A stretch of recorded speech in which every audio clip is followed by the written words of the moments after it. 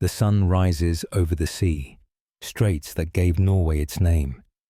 This narrow passage was the cradle of the Vikings, masters of the sea and the wind. The last barbarians today, modern archaeology and science shed new light on where they came from and how they succeeded in dominating the seas and waterways of Europe.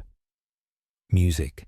From the ice fields of the north to the Russian steppe, these fearsome Scandinavian warriors sailed the globe for 3 centuries, spreading their net of trade and pillage. They built kingdoms and empires, but their origins still puzzle. Archaeologists and historians, the world over, the Vikings were great explorers and sailors. They exceeded all others in that area, I and many people. Along with me, understand the concept of Viking as activity. As a characteristic, it is something that you do. You are out a Viking today. The Viking legend attracts men and women from all over the world who reenact their epic voyages and battles. But many sources tell us that Vikings were feared as ruthless pirates. Gunnar Andersson is an archaeologist and curator of the Stockholm National Historical Museum's Viking exhibit. There are actually some on the runestones as well.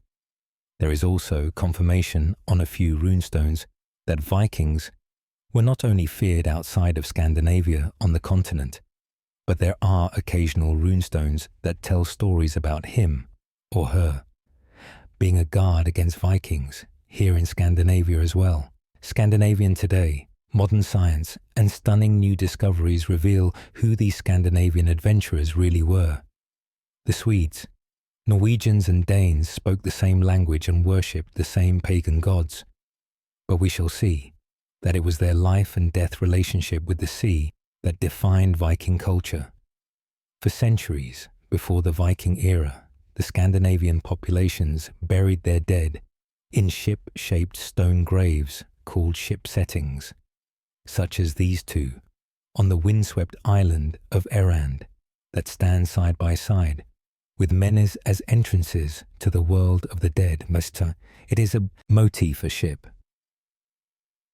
Motif that recurs above ground, and it is supposed to be visible in that way. Then the burials in the big ones are in most cases only common cremations, so to speak, the cremation layer as it is called. But then we have first and foremost from the middle of the Viking era, and in the late Viking era, great quantities of ship burials where they actually burned the boats far across the BICC on the island of Sima in Estonia. No less than 40 Viking warriors were excavated in 2011. They were buried in 2 boat graves when the carbon dating results came back. Director of the history faculty at Tallinn University, E. Pets, was shocked to find out that the ships dated back to 650 AD. These were pre-Viking age Vikings that makes them pre-Vikings of the pre-Viking age, according to the Estonian calendar, the Vendel age, according to Swedish chronology, and the Moravian age. According to the European music chronology, the bodies found in the Saaremaa ships had been hacked to death battle. They died in must have been major if 40 men were killed and enough survivors were left to bury them. We can say for sure that it was a battle burial ceremony, but there was a serious battle with more than 40 victims in 2 ships. I mean, says it all. The battle had to be hard. We can see vicious wounds on the skeletons, for example, hacked hands and broken heads, so it was hard, and they had to bury those victims fast. The men who died on Sima Island were buried with full military honours. Riley Alm is an anthropologist and was amazed at the care with which they were laid to rest. I think that this burial was done with great respect because we can see separated body parts, heads, hands or legs, but they were buried in an anatomically correct order. I think that this is a very important sign that they were buried. With high respect, the strontium isotope readings from the enamel of the teeth of the Saaremaa warriors suggest they originate from Sweden. Around Lake Mälaren, north of Lake Mälaren, lies Vala, the heart of a thriving pre-Viking age Scandinavian community. where noble men and women were buried with rich grave goods for centuries before the first recorded Viking raid. As we shall see, the massive Lake Mälaren was the gateway to the Baltic for communities like these here. Inga Janssen found the best preserved pre-Viking age burial site in this part of Scandinavia. The first grave of this kind dates from about 600, thus the beginning of what we call the Vendel era. But anyway, it's just one man that's laid out like that. Intact all the other families, they lie in simple graves. You don't see them over there in a pile crated these Vendel era boat. Graves were rich in artifacts buried with the dead objects they believed would serve in the afterlife, including magnificent helmets. They give us an insight into the lives of these pre-Viking adventurers, and the man lies in the middle of the boat, surrounded by his weapons. The Vendel era was a prosperous period, so they would bury 3 shields, and there would be other things too, such as drinking vessels, horns and glass from France and so on. The cemetery shows how cremation and boat burial went together in the pre-Viking era. Noble women were buried with their typical oval brooches. There was a woman buried over there in a 2-meter high mound. She was buried with glass pearls and bronze jewelry and so on. But the one thing that was so special was a little dragon head that must have been made out of some kind of ivory. A woman was the owner of the finest ship grave ever found. It was uncovered in a burial mound at Oer south of Oslo, and dates to the earliest part of the Viking Age. The ship now stands in the Oslo Viking Ship Museum, directed by Jan Music B. During the excavation, it became clear that even though there weren't 2 complete skeletons in the grave, it did contain the remains of 2 distinct individuals. It was also evident that they were probably female. This was confirmed by the osteological examinations, and they also confirmed that the remains were from an older and a younger woman. Archaeology confirmed terms, how ships were central to Scandinavian society, and how rich men and women would literally take them to the grave. The powerful lady who owned the ship was in her 80s and was buried with a cart, a sledge and a slave woman aged about 50, whose DNA can be traced to populations living around the Caspian Sea, the furthest east the Vikings ever went. Dendrochronology, or study of tree rings, revealed the ship's place of origin. It was only later, when other dendrochronological examinations of 2 ship findings from Kar in West Norway were carried out, that it was suddenly possible to find an exact match with the tree ring characteristics from the Oberberg ship. When it was possible to demonstrate that the tree ring pattern seen in the wood from the Oderberg ship was the same that was seen in the ships and the grave on Karo, then it was possible to state that the Oberberg ship must have been built in that same area of West Norway. The ship sailed for decades in the early 9th century, before it was buried with the old lady of Oer. It was built here on Karoya Island, Western Norway. Marit Vea leads the excavations at Arrelnes, the seat of the first kings of the Northmen. Norway is named after a sea lane, and this Northway started here. When people in the olden days came sailing past the open Yaya coast just when they turned north. Common outside here is like a road of water. So this is where the Northway started. This is where the story of the first Viking raiders of the West started, the homeland of the terrifying predators of the sea. The story of the Vikings starts many centuries before the first recorded attack. The sea was the lifeblood of the Nordic communities that lived along these rocky shores of Karoya Island in modern-day Norway. The Vikings here lived and died by their ships. The ship grave on its own, is a manifestation, a communication with the gods. In a way, it's almost like a theatrical play where you are connecting with the gods. And it wasn't like they made these graves in a couple of days. There were a lot of rituals, and they stood open several months. We can see that on the logs that we found in the graves, the sagas written in Iceland, 2 centuries after the end of the Viking era. Record stories passed on orally by Norse poets from one generation to the next, and they tell of the first kings of Oal.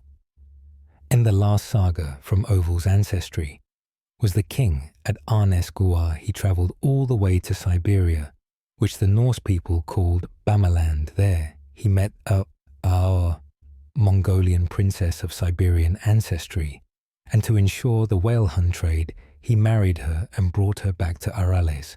And so there was a dark-skinned queen here on Arales, although for hundreds of kilometers northwards, Norwegian geography offers nothing but mountains and deep fields perfect for sheltering ships from the Atlantic gales, but hopeless for farming. Here, local chieftain found a profitable way of exploiting the rocky coastline by extorting atu from rich merchants passing through. They sent their ships out to control the sea traffic. And it is this channel outside Arnes that created Arnes and turned Arnes into a centre of power for 3,000 years. One has to be clear about the fact that voyages down to the continent from Sweden and Scandinavia were something that had been going on many years before the period that we call the Viking era. In that way, the Vikings only followed an already well-worn path. We know that the contacts between the continent and Sweden and Scandinavia were comprehensive and extensive, already during the early Iron Age evidence of ancient trade links. With the east along Russia's rivers were found here on the shores of Lake Mälaren in Sweden, where archaeologists found this bronze Buddha dating back to 750 AD Buha. Then yes, the little Buddha statue was found in the 1950s in a settlement on an island outside of Stockholm named Halo. It was found in a house there. We know that it was made in today's Pakistan in the Swat Valley, and that it dates to about 400 years after Christo and Becker were trading in Poria on Lake Mälaren near Stockholm, here on Alelo Island, on the other side of the lake from Burka. The local chiefs taxed and extorted protection money from traders and industrialists, creating easily disposable wealth that they could spread among their followers. There was a long house, a port and reception halls. As the seat of political power, it was built at a healthy distance from the industrial town, where traders and craftsmen laboured in grimy and filthy conditions. Long the layers of waste are so thick, and there is so much garbage that lies inside these places. You must also remember that many of these places, first and foremost, Becker had no natural surrounding areas out on the farms. They removed the waste that they used as manure for the fields and things like that. But in these places, that space was missing. Other trading towns grew and faded away in Norway. All that is left of Kang on the shore of Oslo Fjord are a few mounds dating back to the earliest years of the Viking Age. As at Becker here, a powerful military elite taxed trade in exchange for protection. What we can see in the whole of Europe is that when these early cities rise, they have connections to kings and the powerful. The connection can be indirect. Cities need protection. They need military protection, because trade is not a barbaric thing. It's a peaceful thing, and tradesmen are mostly engaged in other things than war. They want protection. Kang on the edge of Norway's Oslo actually revealed surprising cultural influences from the south, and the first self-proclaimed king of Denmark. And in Kang, we look south, because if we look at the Scandinavian jewelry in the graves in Kang culturally, it's a connection to the south. And what was there of powerful kings in the south of Scandin? Ava around the 800s, King Godfred. King Godfred was little more than a warlord based in northern Denmark, competing with others to control farmland and trade. He founded the trading towns of Hadab and Tbe on the very edges of the lands he controlled, taxing all those who traded in his realm. It was a violent way of life where workers toiled in miserable conditions and traders risked their lives on the high seas suffering attacks but also pillaging themselves where they could, armed to the teeth and ready for anything. So we don't have clear traces of plunder there. But at the same time, they did plunder other places. That's obvious. And we have some indirect traces. We've got pieces of ecclesiastic inventory from the British Isles where they had been broken off and robbed and made into the jewellery that we found lying in the graves, the most ancient power centre. Found in Denmark was a chieftain's camp at LRA close to the modern city of Rasilda. On the island of Zealand, the ancient burial grounds and the royal halls here date back to the late Iron Age and Viking Age. Music scholars believe this is the place that inspired the Old English epic poem about Beowulf proving an ancient tie between the two lands. Tom Christensen has excavated here for decades and explains the ancient ties with England. What happens in England is that the Romans leave the island, and then the German immigration begins together with Danish tribe. We know that people from Jutland settled in Kent, for example. So there must have been cultural and perhaps also personal contact between the head of clans, between Denmark and England. The legendary era kings here in Denmark were known as the Skoins, descendants of Odin. The ancestral pagan gods legitimized the rule of the kings here, committing them to defending the old religion. As long as they could, in El the kings were called Shoa. Sko was the son of Odin, so he was the son of God. It was quite common that the royal families created connections to the gods, as a baby Sho was sent on a ship to the country of the Danes. So a ship arrived from nowhere. With this baby on board, relations with the gods were necessary to be able to call yourself king. You had to have a godly descendant, and afterwards. We have got these stories, the Puran sagas, about the genealogy of the kings that were here. If the origins of Viking culture have been lost in the mists of time today, archaeologists and scholars are shedding new light on the dark ages in Scandinavia today. We know very little about early Scandinavian culture. But the extraordinary Viking sagas written down 200 years after the end of the Viking Age did record the legendary feats of Vikings as repeated in poems handed down orally, generation after generation by court poets. The Old Norse don't. From the Old Norse sagas, the ancient Nordic sources are from a later date. They are written down several years after the Viking era, and they are also written down by chroniclers in Scandinavia who were Christians and who lived in a Christian context, and who wrote from their own Christian conception of the world, so to speak.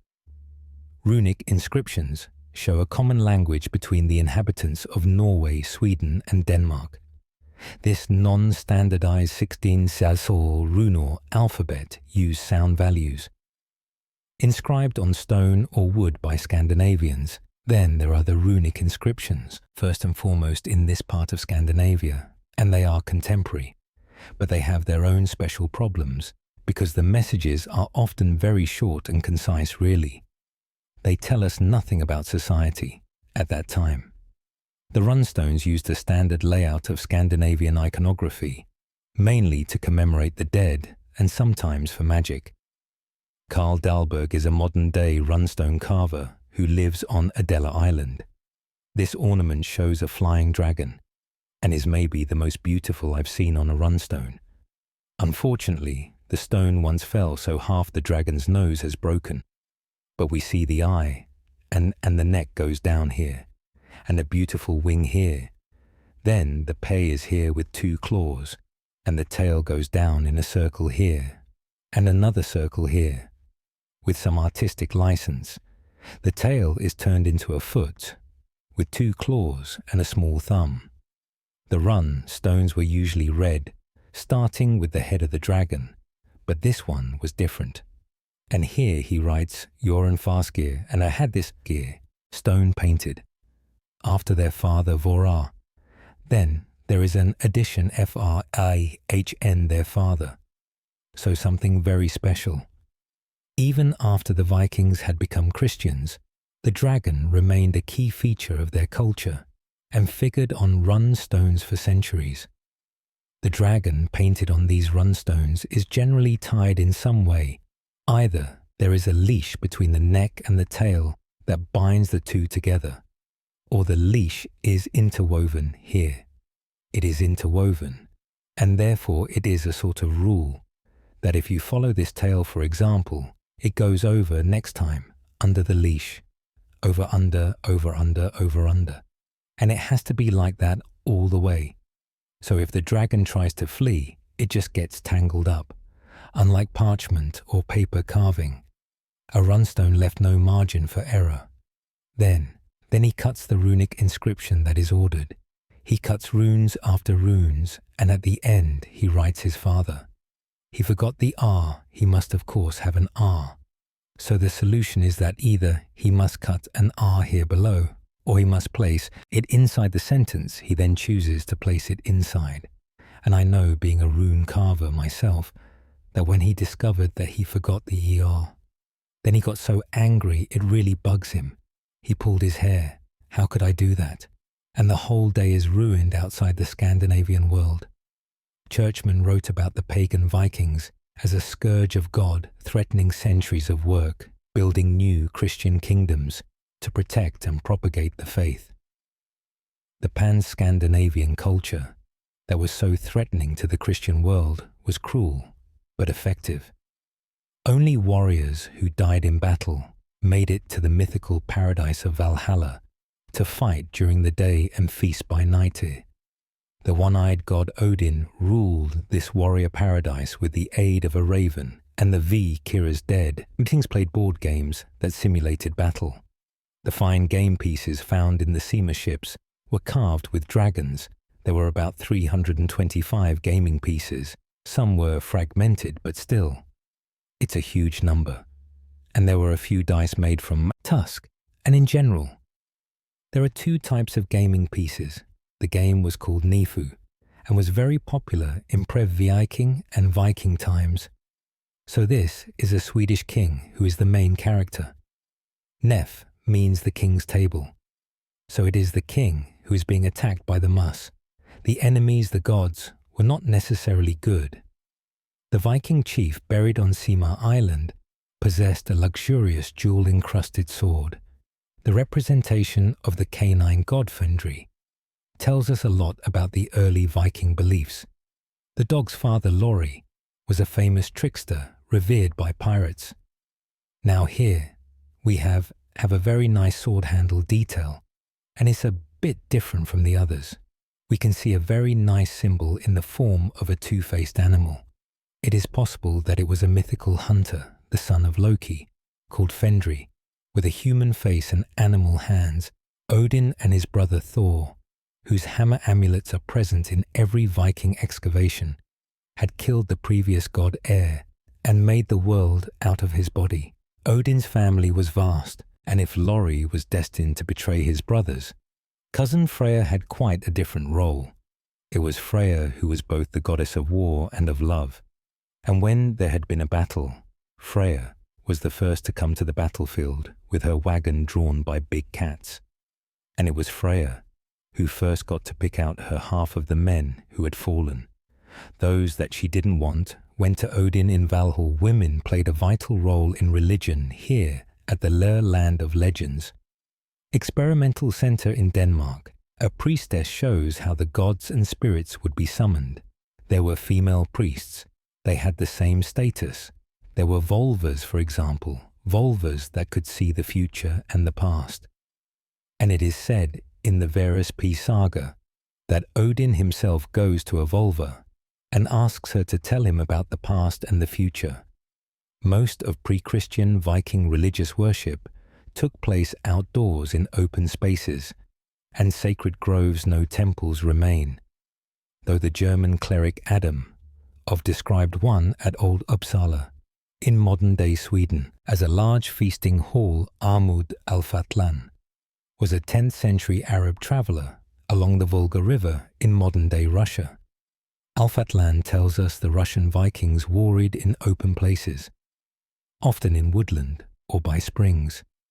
he describes an elaborate Viking funeral, right with the sacrifice of a slave girl and a ship burning. There were two forms of sacrifice known as blot, one in which animals, objects, and at times humans were sacrificed to a god, and the remains would be thrown into peaked bogs or springs such as this one. Recreated here at the experimental settlement at Lyra in Denmark in another form of sacrifice. The particip ate the meat of the sacrificed animal, in company in a common building. All you see here is based on archaeological findings.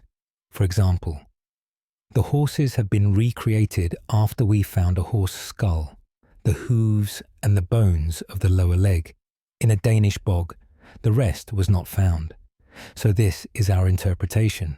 What may have happened is a feast to the gods, where the horse meat was eaten, and then they hung up the skin on a support with the hooves dangling. At some point, the horse pelt and the support decomposed and the remains fell down into the bog. The idea that a man or woman might be sacrificed to the gods to propitiate some divine intervention went back to the earliest times of Scandinavian history. We have the talented man with a rope around his neck and a belt around his waist. The Hosa woman with all her clothes and equipment like combs that have been carefully laid down in the bog. The Toan man was hanged to death in sacrifice and found in the peak bog of Sejler in southern Denmark. The remains date back to the 4th century BC. Vikings too threw valuable objects and the bodies of sacrificial victims into bogs and springs like these. 2 4-year-old boys found in a well. At Troy, it was an ancient pagan tradition. 3 Christian clerics described human sacrifices among them. Tyatar of Mayberg wrote that every N years humans and animals were sacrificed by the dozen at Lyra. When Titema describes the terrible and cruel things taking place in lyre blood sacrifices and the like, then you have to remember that this is a Christian point of view of pagan traditions. Besides this, Titma was of noble family, and some of his relatives had been taken hostage by the Danish king, so he was personally involved and may not have been completely neutral in his presentation. Adam from Bremen relates what the Danish king Sven Estron has told him, and here we are, already in about the year 1000. So there is a big difference in time here. But there is also the fact that we know that different parts of Scandinavia perform different ceremonies, first and foremost regarding funerals and events like that. How extensive human sacrifice was is incredibly difficult to say, because then we must be able to define how these people came to lie in the grave, so to speak.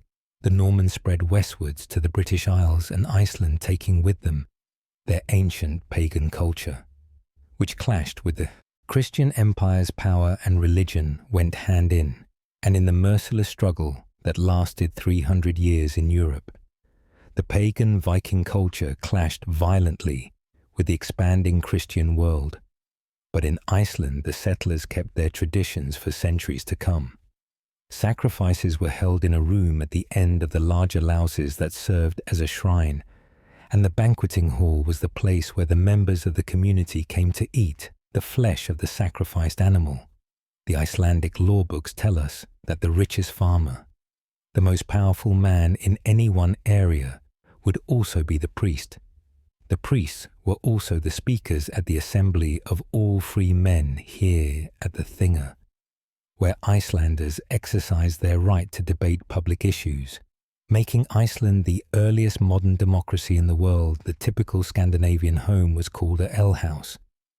The northernmost of the Shetland Isles, Uan Est, has the highest concentration of alehouses in all of Britain, and was a hub of Scandinavian expansion into the Atlantic. Shetland, and UN in particular, is right in the middle of the Viking seaways. So it's the obvious place if you're going from Norway across to Faroe, Iceland, Greenland, or even America, or even up and around going sort of north about, and then down to Ireland, and Man and that direction. Shetland's right in the middle here at Jarlof in the Shetland Isles.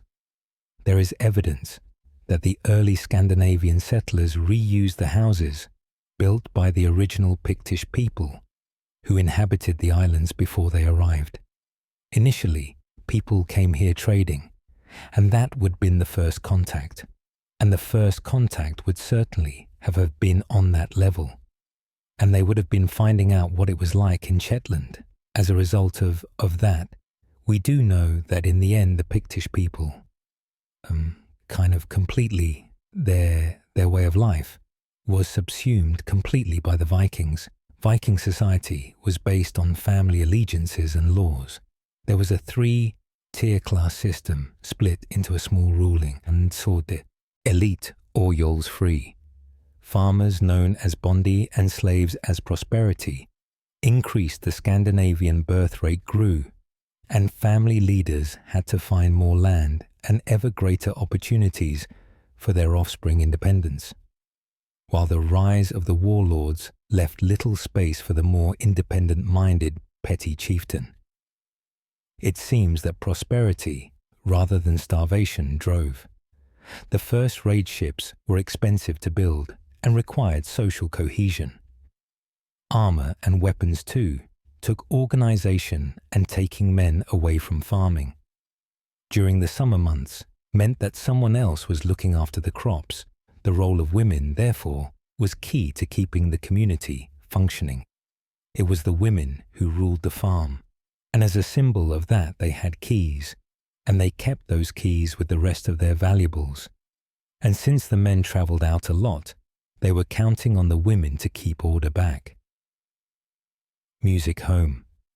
Women enjoyed greater political and economic rights than in the Christian world too, as the Lady of Auberg demonstrates with her rich funeral goods and fine trading ship. When they held a meeting, the people went to those meetings. When they gathered in the small villages, the women also had the right to join. That means they had the right to vote. In 793, calamity struck the English kingdom of North Hrea raiders of unknown origin, attacked the undefended monastery of Lindisfarne and took away everything of value. These men would soon be known as the Vikings, considered by Christians to be a scourge of God, but the Vikings had been raiding and dominating key points on trade routes as far away as Russia, long before they officially entered the history. Music books, we found 7 male skeletons in the first ship in Salme, and they were not buried systematically. They were located in different places. And in the second ship, we found 33 or 34 human skeletons and fragments. And now we know that 10 of these have blade wounds and 6 have multiple injuries.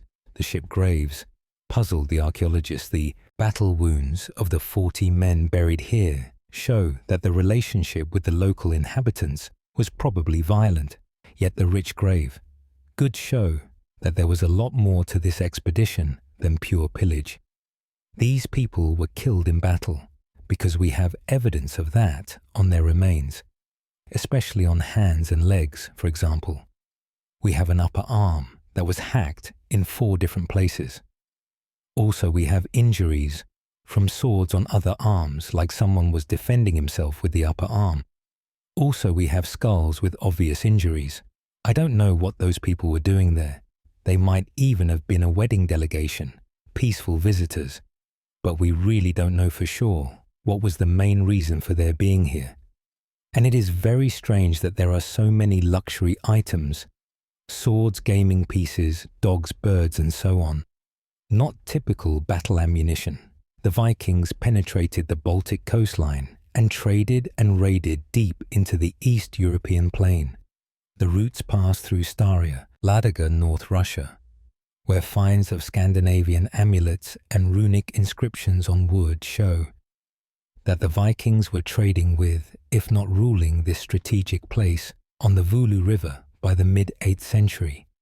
The Finns, slaves, and eventually the militarily dominant Scandinavians traded here for centuries before the Vikings are mentioned. In written chronicles, they founded the trading town of Novorad, just STS on the other side of Europe. Other Vikings were plundering Paris. The question is, why does it escalate? Why this sudden rush? The factors that have contributed to it, first and foremost, are the fact that people then, as well as now, are opportunistic, in the sense that some areas where the situation was unstable. We must remember that, for example, the Frankish Empire was in dissolution, and not to mention the British Isles. There were lots of conflicts in that area as well. The great Frankish Empire to the south was ruled by Shamin, who aggressively expanded his realm. In the late 8th century. He began a 30-year campaign to forcibly convert the Saxons, the southern neighbours of the Danes, to Christianity, pressing north toward the fiercely pagan Scandinavian world. Shamin spilled just as much blood as the Vikings, so maybe the Viking raid started out as a military operation.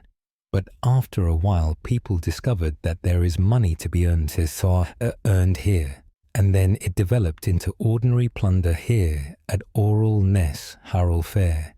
Gathered around him a military force that was able to hold together most of Norway. A great battle at Hard F brought him final victory over the petty kings and pirates of Vestfold, and caused an exodus to Iceland. Indeed, it was during the upheavals of the war to unify Norway under Haralfair that we see the greatest Viking immigration. Between 846 and 865, the Vikings attacked both England and France, often taking advantage of the chaos that afflicted the great empire of Shamin. The Norwegian Vikings went the furthest of all people in their time, and they went as explorers, not as bandits to rob, but as explorers and tradesmen. All of that comes down to the ship technology they developed. It was a case of life or death. Music. The Baltic and North Seas facilitated the sense of pans. Scandinavian community ships travel swiftly along the coast or across the sea, while land travel was slow and dangerous. It is no surprise, therefore, that expansion into the rich plains of Russia or raiding up the rivers of prosperous England and France was an easier option than cutting the forests and farming the land of inland Sweden and Norway. While early Scandinavian society became more organized and benefited from trade between the far north and the far south, its appetite for wealth earned or stolen grew. Its ability to organize a predatory economy grew with it.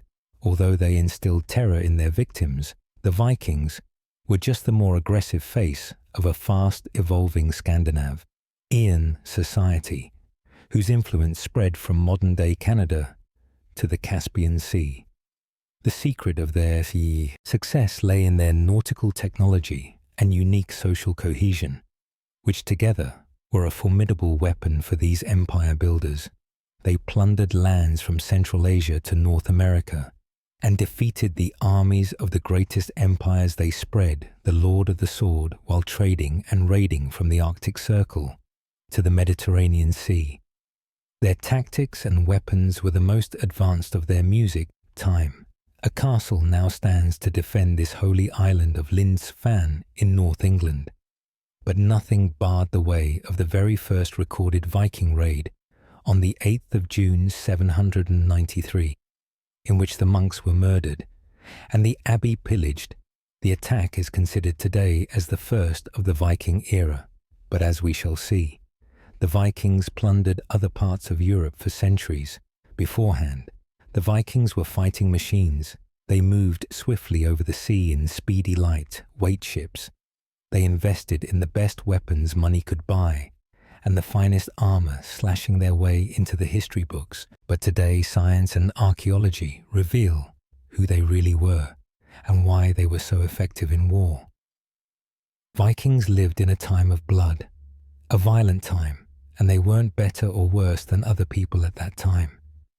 There would perhaps not have been any Viking age if it weren't for the Viking ships. This is a R. Viking helmet has his armor. It's H, made from a thick hide that you stitch together. And this was the early stage of a In the shortest of word bulletproof vests, the Vikings went into battle equipped to kill spears, swords, and axes to attack armor, shields, and helmets to protect their bodies. Their secret weapon was the ship, which carried Nordic warriors all the way from their Scandinavian homes to lands of conquest, from modern-day Russia to the North Atlantic islands and the Americas. The same Viking weapons were buried in graves as distant from each other as Repton in England and Salm on Sima Island in Estonia here.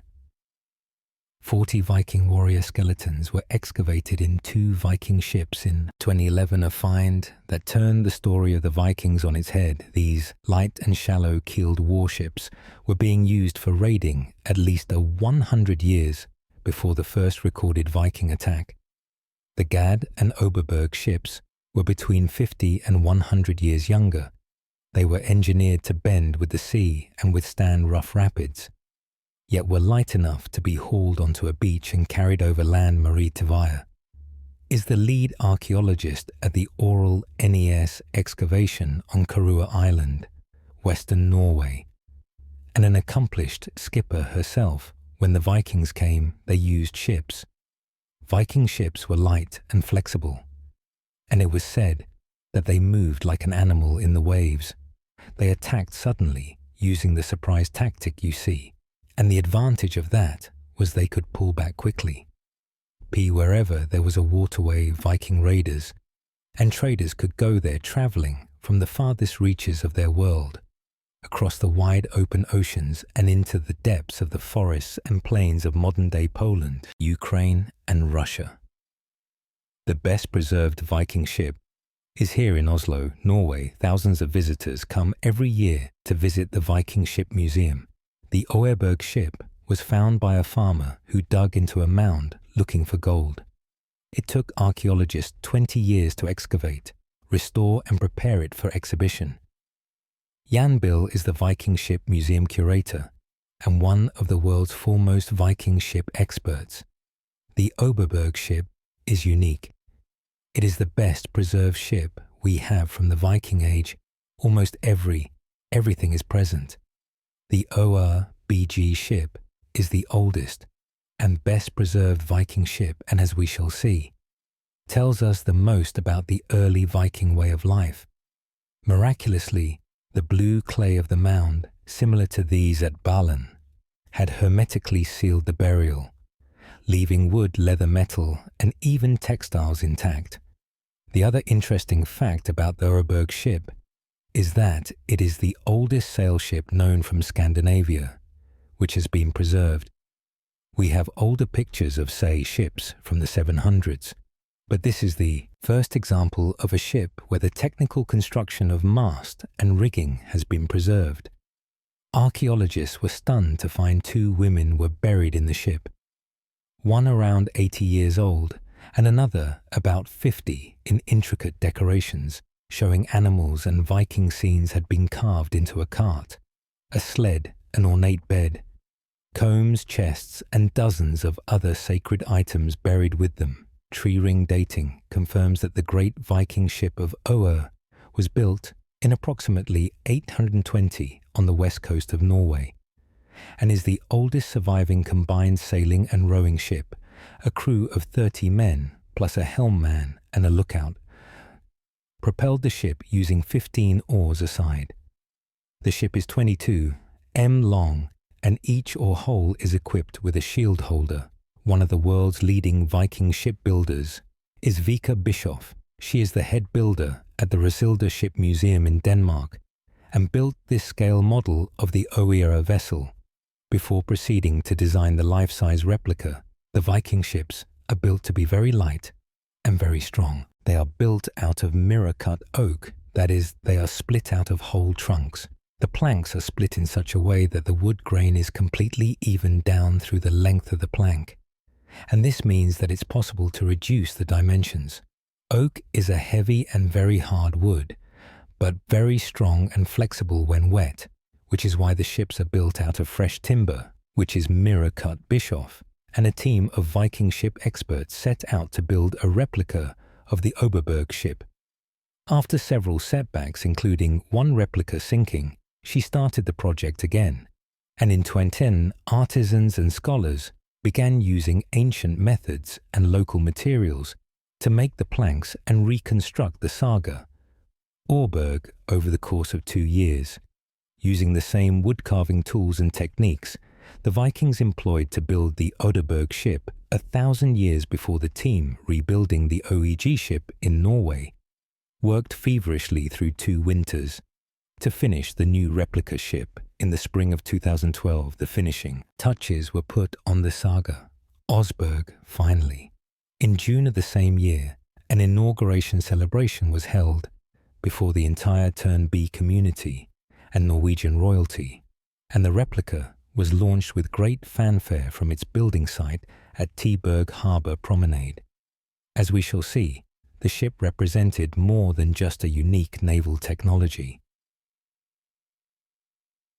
Music, the Viking predators of the seas sailed in amazingly light wooden ships, and a group of experts and enthusiasts have built a faithful replica of the oldest surviving example in Turnberg, Norway, the crew and artisans who have worked so hard to build the replica. Saga Oer have come to take her out for a sail in the Oslo FI Music. I think they had the drawings in their minds. They felt the ship and knew how the ship would turn out. They knew what trees to look for when they went out in the woods and let the tree help form the boat. They had a lot of experience and long traditions. They were artists who knew their jobs and did it properly. The music, ship's captain, illustrates some of the incredible features copied from the original, which show how each ship became home to its crew, all of whom left their individual mark. The owner of the ship was a revered lady according to recent forensic investigations. We are also able to see from the cranium that the woman suffered from an advanced stage of a disease that is not genetically transmitted, and which means that the frontal bone thickens on the inside. This creates a pressure on the brain that alters the body's hormone production. The Osura Viking lady mystified her followers. Her hormonal problem may have contributed to her growing a beard and other gender abnormalities, which some believe gave her magical abilities. They carved her image on the ship. We believe it to be the owner of the boat. There were 2 women's corpses in the grave. One of them was a woman aged 81, 5 long with a hunchback, so she was probably about 110 long. Walking, she had an illness that gave her a lot of facial hair and a deep voice.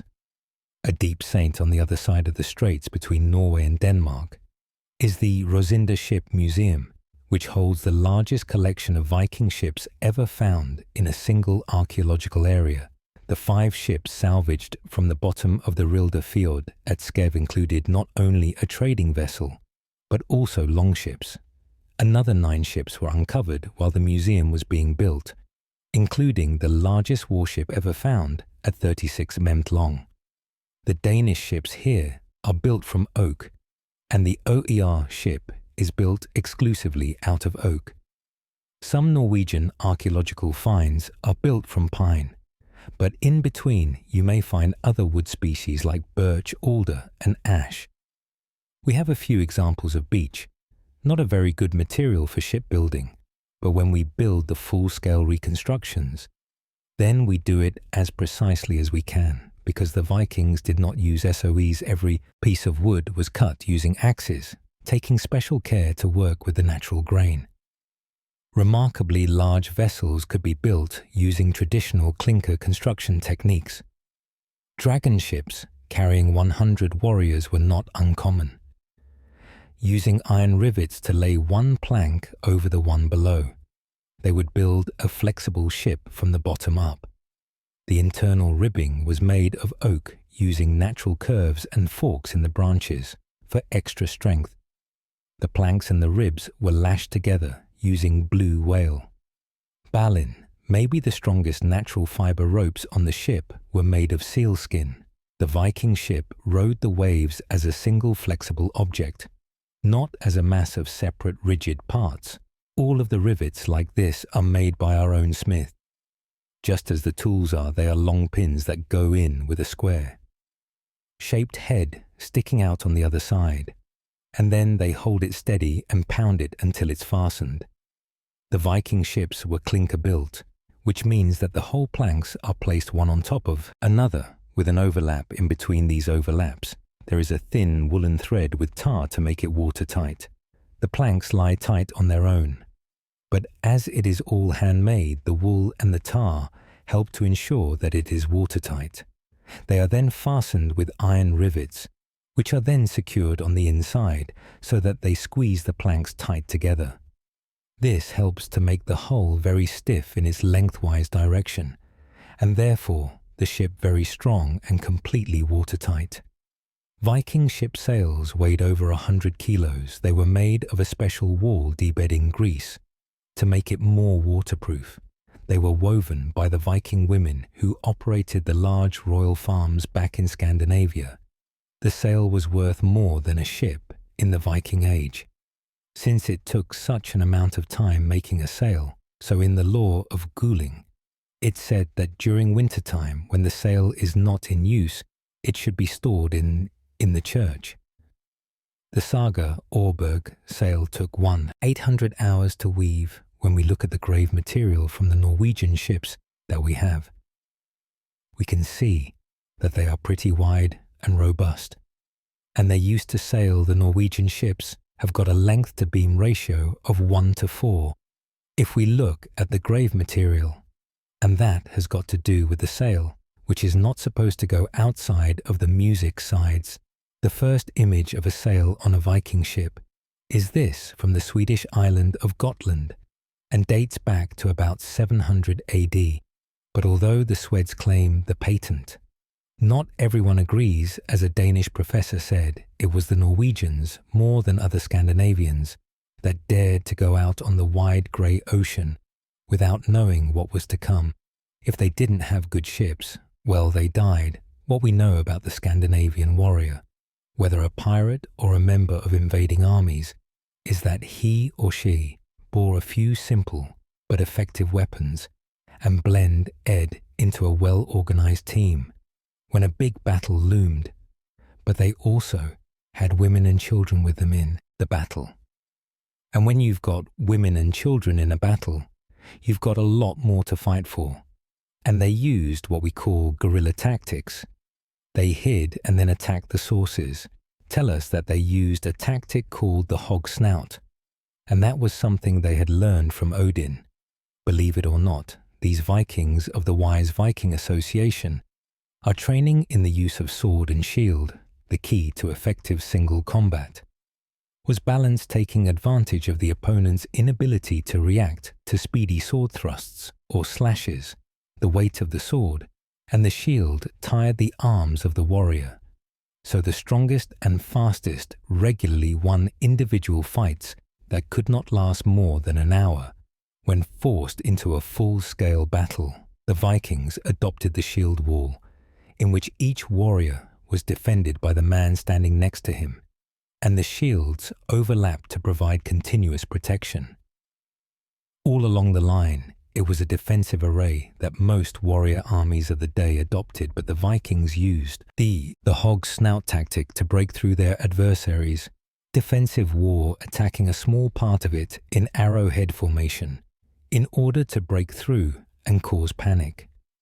Of course, surrounding the enemy and attacking from behind was the preferred tactic, if made possible by the terrain or by enemy error. Once the enemy line was broken by thrusting spears, the swords came into play, slashing the enemy from the side and back and spreading terror. One never knew where they might turn up. They were heathens, and this in itself instilled terror. Sources tell us that they used scare tactics to spread fear and panic, and we hear from British sources that the Vikings were considered a punishment from God, and it's obvious that you get pretty helpless under those circumstances. Two great battles that took place in 1066 marked the climax of Viking-era tactics at the Battle of Stamford Bridge in England. The Saxon army defeated the invading Vikings when they broke through the shield wall of the Scandinavian force which had left its armour on its ships only 3 weeks later. The same Saxon army was defeated by the Normans at Hastings, a battle described in detail on the Bayeux Tapestry held in France.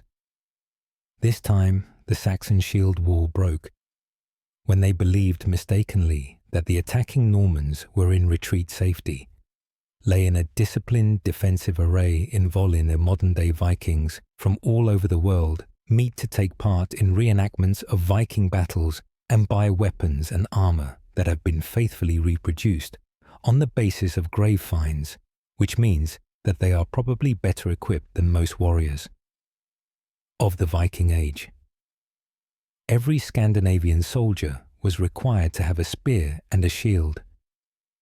Eventually, the most basic survival tool, the axe, also became a formidable weapon of war. Spearheads found in graves were of many different kinds. The spear could be used as a throwing, and as a thrusting weapon. Volin was probably the site of ancient Jorg, the military base of the elite Viking mercenary unit. By all accounts, they were a well-equipped and trained military force. A private army for hire, they were staunchly pagan. This runestone on the island of Öland, off the Swedish coast, commemorates a Jams Viking who died in battle. It is the only one to mention the pagan god. Odin Veg Philippak is the director of the Volin excavations. The written source says that Weber was a huge city on the South Baltic Sea at that time, and describes the events in this place at that time. So when we discover archaeological evidence of that kind of a big city, dating to the early medieval period, finding lots of artifacts of trade, export crafts, etc., well, we have no doubts that this is that place. In fact, the archaeological and written evidence shows Volin was much more likely a multicultural cosmopolitan city where religious and ethnic diversity was not a point of music conflict in our culture. Now the popular image of the Vikings is unfortunate, with horned helmets who were cruel people who only attacked others, but the truth is they were not only pirates, they were also tradesmen, colonizers, and they were in every trade hub in the north of Europe here as well. Probably they were a great people. Whether this was the legendary Jams Borg or not, Volin was just one of the gateways into the immense riches of the Central European plain, via the wide rivers that cut from the Baltic to the Black Sea, where fearless adventurers could make their fortune and leave their cultural mark. The Vikings raided and traded all along the Baltic coast for centuries before they attacked England and the Viking ships of Salme on Sara Island in Estonia tell a tale of war and death. Riley Almy is an anthropologist who worked on the SAR skeletons all gathered together in little grey boxes. Her job is to work out how they died. I think that during battle, he fell down, he was attacked from behind, and maybe he fall down. He was fighting, probably because the cuts are in his right upper arm. But in my opinion, this upper arm, the hand was somehow fixed, because you cannot make the strokes like this, that they are in the same angle more or less. And finally, I found this ganus, one of the bones in the foot. I show you, which also means that he should have been lying or something, because the heat is somewhere here. And of course, the final has been this decapitation. In my opinion, most of what we found were weapons, especially swords. There were two types. The first was double-edged, which was the most advanced technology for that period. They were made using damask steel, so the center part of the sword was damask plate, and the outer part was welded to it, soft iron and strong steel, and then the blade was twisted so that it became very flexible. And the Saar Viking skeletons were buried with the finest ceremonial swords, a characteristic of the Viking graves for centuries to come. Only the richest weapons accompanied the warrior to Valhalla. Now here, we have a very nice sword handle detail, and it's a bit different from the others. We can see a very nice symbol in the form of a two-faced animal. It is possible that it was the mythical hunter, the son of Loki called Fendri. With a human face and animal hands, these characteristic grave goods revealed just how far the Vikings had penetrated the Baltic coastline and the plains of Russia and Poland when a new motorway was being built here in central Poland. Archaeologists made an unparalleled discovery in post-war Polish archaeology, a Viking Age cemetery with 50 human remains dated to the late 10th century, with chamber-like graves at Bora, a place of strategic importance for the first recorded Polish state professor. Andrzej Buer excavated the site. This is a completely untraditional cemetery. There is nothing like this cemetery in Poland or in the whole of Europe. Nor is it a very big cemetery, because it consists of just 50 graves. They are concentrated in a small space. Every grave is rich.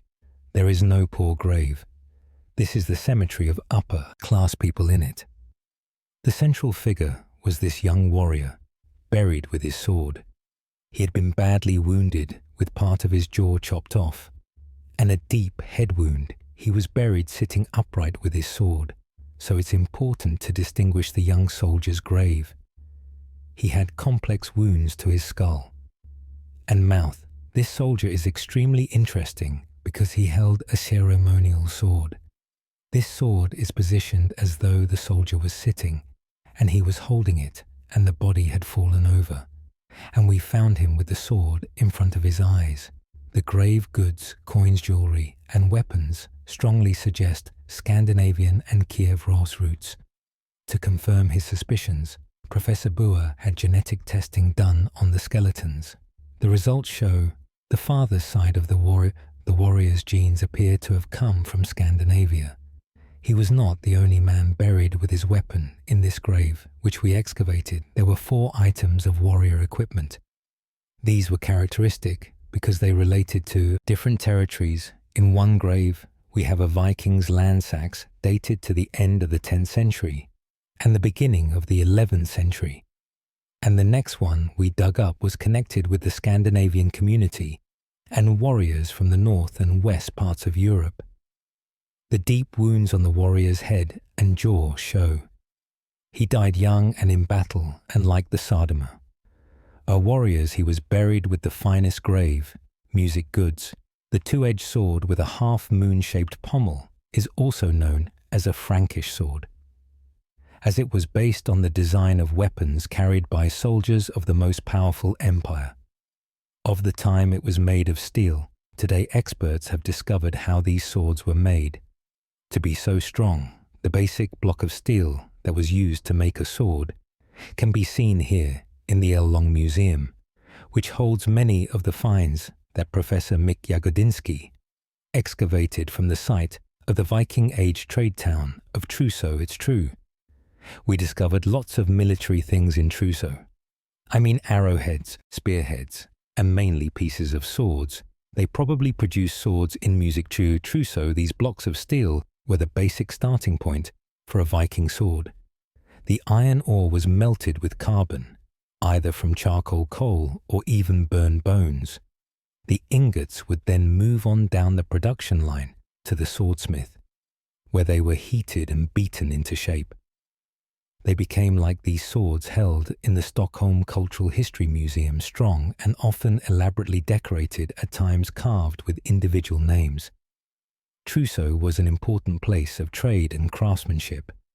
Workshop remains were discovered, including smithery jewelry, glazier, amber and horn. Music workshops. Swords made here were prized, and often those buried with warriors were deliberately bent out of shape to dissuade grave robbers. This Olbert sword in the Northgard Museum in Russia shows just how far travelled the rich Viking warriors were. It was made in the heart of the Frankish Empire in Germany. The Vikings sought the best swords on the market. Even if sending a sword to a Viking was a capital offence in the empire, dozens of Frankish swords have been found in beacon graves. This sword is short and one-handed, which was common in the early Middle Ages. It's a very good weapon, very solid and very effective. Everybody wanted to have it because swords were very rare. and there were not many in that time because they were expensive. Swords were made of iron and steel. The sword had a very high impact force because when the tip of the sword hits the back of the head, it imparted a weight of 1.5 to 2 tons per square. These axe heads were found in Viking graves. They were powerful weapons, and the weight of the blade could penetrate a steel helmet. The way they were used is shown by these warriors from the permanent Viking Museum of Wolin in Poland. The battle axe was a very popular weapon because it does not have a lot of metal, so many warriors could afford this kind of axe. It was more effective also because it could pull back the shield of the opponent. Let me show you, but no matter how strong the sword, axe or not knife, it was worthless if its blade was not sharp. One of the most precious items often found in boat barrel with Vikings were whetstones used for sharpening their tools. The important thing was to have good weapons, sharp tools like knives and scythes to cut the grass. Everything that had a blade had to be sharp, otherwise it was a poor tool. The whetstone was important, especially for the Vikings who used a sword and knives using quartzite found only here in the Telemark region. The Vikings industrialized the production of whetstones, trading them out of the country as ballast in their ships and returning with other goods. We know that the Vikings used the whetstones with other tools they hung from the belt, and we've got examples of it. The whetstones were used and hung in the belt together with weapons in special sheaths, leather sheaths and skin sheaths, so that they always were ready to sharpen their weapons, make the weapons sharp. Very few items of Viking armor have survived. The funerals of the warriors. Chainmail was costly to make each ring forged and closed around another. By hand and one by one, it was also heavy to wear, weighing 15 kilos, at least for a form coat plate. Armor was even heavier. As we see, it was very hard and also very expensive and very rare. This breastplate doesn't protect arms, and it is short. The hobber, which my friend has, is long and protects arms. So a great part of the body, but mainly on the chest, was very good. Also, however, the breastplate was lighter than the H-bar, so it allowed men to move faster. Many Viking warriors would not have been able to afford armor and would have relied on heavily padded leather jackets. Instead, they would all have had a shield. The shield was made of wood, with an iron boss in the center, covering the handle. Many of these remain and are UND-playe in museums throughout Scandinavia, such as here in the Oslo Cultural History Museum. Armor shield and helmet defended the Viking from enemy blows, but as we shall see, still gave the warrior only partial protection. The Vikings were equipped to kill and dressed to survive. A vital piece of defensive weaponry was the helmet. Probably the most common form was the conical type, with nose guard. Some were particularly elaborate. These helmets of the pre-Vendel period, found in a grave close to the Gamla Obala site in Sweden, show how much work went into making beautiful headgear for a rich warrior. They were buried with the man when he died. However, only one Viking-era helmet has been found in a Scandinavian grave at Ringerike in Norway. The elaborate Vendel-era headgear seems to have been ceremonial, only while the Sara Vikings were wearing no head protection whatsoever. This is actually quite classic wound coming from this direction. The second one is here. And if you turn the skull upside down, you can see there is a very clean gut on the left side of temporal bone. This also means that maybe this is decapitation at this moment. Then, when they were attacked, this man, they definitely didn't use helmets, as you see as the Viking warriors of today prepare for their next battle. The sheer cost of a Viking expedition becomes evident. The cohesion of Viking raiders and armies as a team was an effective weapon. As the early plundering parties became invading armies, their leaders could count on hundreds of determined and fearless warriors attracted by loot. But mounting such an expedition was costly. A ship or several ships had to be bought or made, and each soldier had to be promised sufficient loot to make the weeks away from the farm profitable. Vikings could become rich enough not only to buy their own weapons and armor, but also even to mount their own raids. When the raids became invasions, the English and Frankish states found that simply paying off the Vikings with land or money was easier than fighting them. In 845, the Vikings sailed up the SA and attacked Paris, while on the other side of Europe, they founded the first Russian kingdom. 20 years later, they invaded England and began settling with York as their capital in 885. They besieged Paris and in 9911 were given France's western coastline to rule over. On the other side of Europe, they controlled the rivers of Russia and captured Constantinople. By carrying their ships over land, the investment in military technology paid off. Now massive profits from the south flowed into Scandinavia. While new power bases were established in the west, the Arab chronicler Ahmad al-Fatlan encountered the Vikings of the Volga known as Rus in the 10th century and described their pagan rituals and another frightening aspect of their culture. They were tattooed from head to foot. Tattooing is very, very, very tight, connected to spirituality. We know from the Viking Age that the runes had a lot of meaning. Every single rune had a lot of meaning, and I'm pretty sure that the Vikings had tattoos that included runes who were supposed to provide them with protection in battle. Give them strength, connect them to their philia or power animal and stuff like that. Kai Uf is a Viking tattoo artist from Copenhagen. He uses ancient Viking techniques, bone needles and traditional tools to decorate the skin of his clients with Viking themes at Viking festivals. The tattoos are done just like they were in the Viking Age. They ornament everything. So like a door is not just a door. A door is room for decoration. A knife handle is not just a knife handle, it's room for decoration, and so is the body a typical Viking tattoo. I think what I have here is what I'm pretty convinced is very close to how it actually looked back in the days. The same with my leg here. So again, when we go, for example, to the Scythian or all traditional tattoos, it's always pretty tough. Blackwork, while tattoos protected the Vikings from the evil spirits. They could not fight in the open. The weapons they bore gave them physical supremacy.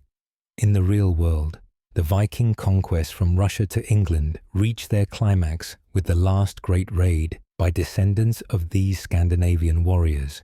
William, Duke of Normandy, and later King of England, was a direct descendant of the Northmen who conquered half of France when he invaded England in 1066. His army was larger and more powerful than most of the time. So yes, actually, the Duke of Normandy had a very powerful army which consisted of Normans, but also French, and we can see that the word Frankie is written on the tapestry, I'd say, in black and white. So he had a large army, about 8,000 men crossed the channel. The Bayeux tapestry was a celebration of the Norman invasion, which represented the ultimate stage of development of the Viking raid. Details of the scenes of preparation for the invasion are meticulously recorded on this tapestry. The investment in troops and equipment matched the prize that William and his lords were pursuing. The lords who followed William to England made donations, and of course, in return they expected booty and gifts of land that had been conquered. The Bayeux tapestry is a remarkable representation of late Viking Age ships, weapons and war. We see ships the way Vikings built them. That's to say, ships with shallow hulls propelled using oars, and that have a sail that can be raised on the high seas. We also see weapons that were inherited from the Vikings, which are also shown on the tapestry. They are long axes, a Danish tradition, which are handled by the Anglo-Saxons. As seen on the Bayeux tapestry, loot and booty were the driving force behind the Viking raids for nearly 300 years. War was a way of life for these predators of the north. who left their mark across Europe from the farthest steppes of Russia to the northernmost tip of the British Isles. They came out of nowhere to plunder and murder from the shores of Scotland to the Caspian Sea.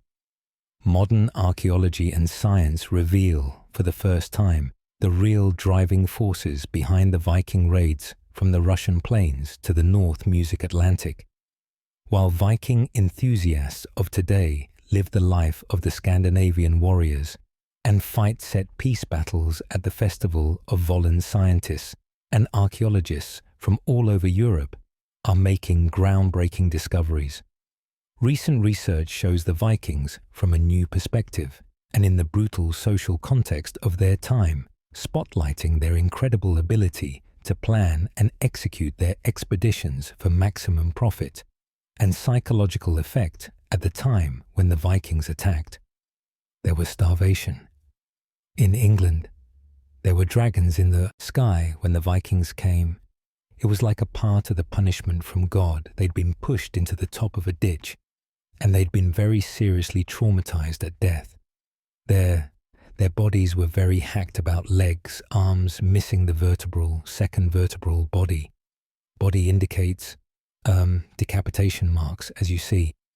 There's a clean cut through cervical spine to here. The story of the Vikings takes us to Sima Island in Estonia here. A team of archaeologists from Tallinn excavated an amazing cache of Viking artifacts that turned the history of these Scandinavian pirates on its head.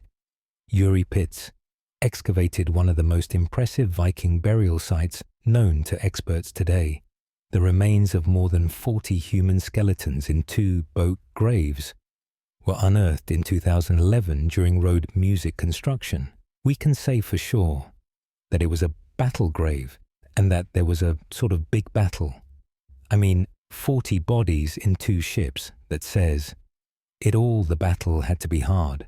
We can see vicious wounds on the skeletons. Some, for example, have hacked hands and broken skulls, so it was hard, and they had to bury those victims fast. Tallinn researcher Riley Almy is studying bones of the Samoa warriors and how they died. The skeletons all showed signs of violence, deaths, and multiple battle wounds. The upper arm has cut into 4 pieces. There are more than 4 cuts into the bone. The hand position or upper arm position could have been some like that, because some of the strokes are in the same direction, in the same angle, and then the position has changed. When the team from Tallinn applied modern dating techniques to the SK, they were shocked by what Music found analysis of the items we found, including the skeletons and the organic material, shows they go back to pre-Viking. Music times incredibly. The ships and the bodies date back to at least 100 years before the first recorded Viking raid. Yet the weapons, the shape of the ship, and artifacts buried with them prove that the men found in the 2 boat graves came from Scandinavia. These 40 bodies show that Vikings were raiding at least a century earlier than scholars previously believed. We can be sure that these men were Scandinavian sailors who somehow met their death at Sal, as we shall see. The Viking Age was one of incredible brutality, and the ferocious battle that raged on the beach of Saaremaa must have been major if 40 warriors were hacked to pieces and then respectfully buried by their comrades.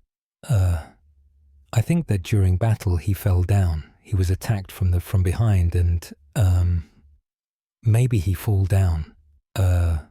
He was fighting, probably because the cuts are in his right upper arm. But in my opinion, this upper arm, the hand, was somehow fixed, because you cannot make the strokes like this, that they are in the same angle more or less. And finally, I found this Ganus, one of the bones in the foot. I show you, which also means that he should have been lying or something, because the heat is somewhere here. And you, of course, the final, has been this decapitation, in my opinion. Archaeological evidence in Russia confirms that Vikings raided, but also so traded along the great rivers of Eastern Europe. at least as early as the mid-8th century. Adrian Salin is a researcher in early Russian history at St. Petersburg University. Russia, no one knew what was in ancient Russia. Everyone knew that somewhere around the Caspian Sea, they were minting silver coins and that they could be exported to the rest of Europe in unimaginable quantities. And it was area between the Baltic and the Caspian Seas along the Volga River that was the first to be colonized by Scandinavians here at Staria Ladaga, on the shores of the Volov River tree. Ring. Dating of wooden objects such as this, stick carved with letters of the Viking alphabet called runes, shows that Scandinavian traders and warriors appeared here long before any mention of Vikings in the written chronicles with regards to Estae. We can see that Scandinavian artifacts dating back to before the Viking Age have been found in the oldest of all the sites in the area of Staria. The ancient chronicles known as sagas and runic inscriptions in Scandinavia have given a name to these men whose exploits went unrecorded for centuries. Before they slashed their way into the history books, they were the Vikings. They were men and women who left the safety of their homes to explore and plunder distant lands from modern-day Poland, Ukraine and Russia to the islands of the North Atlantic.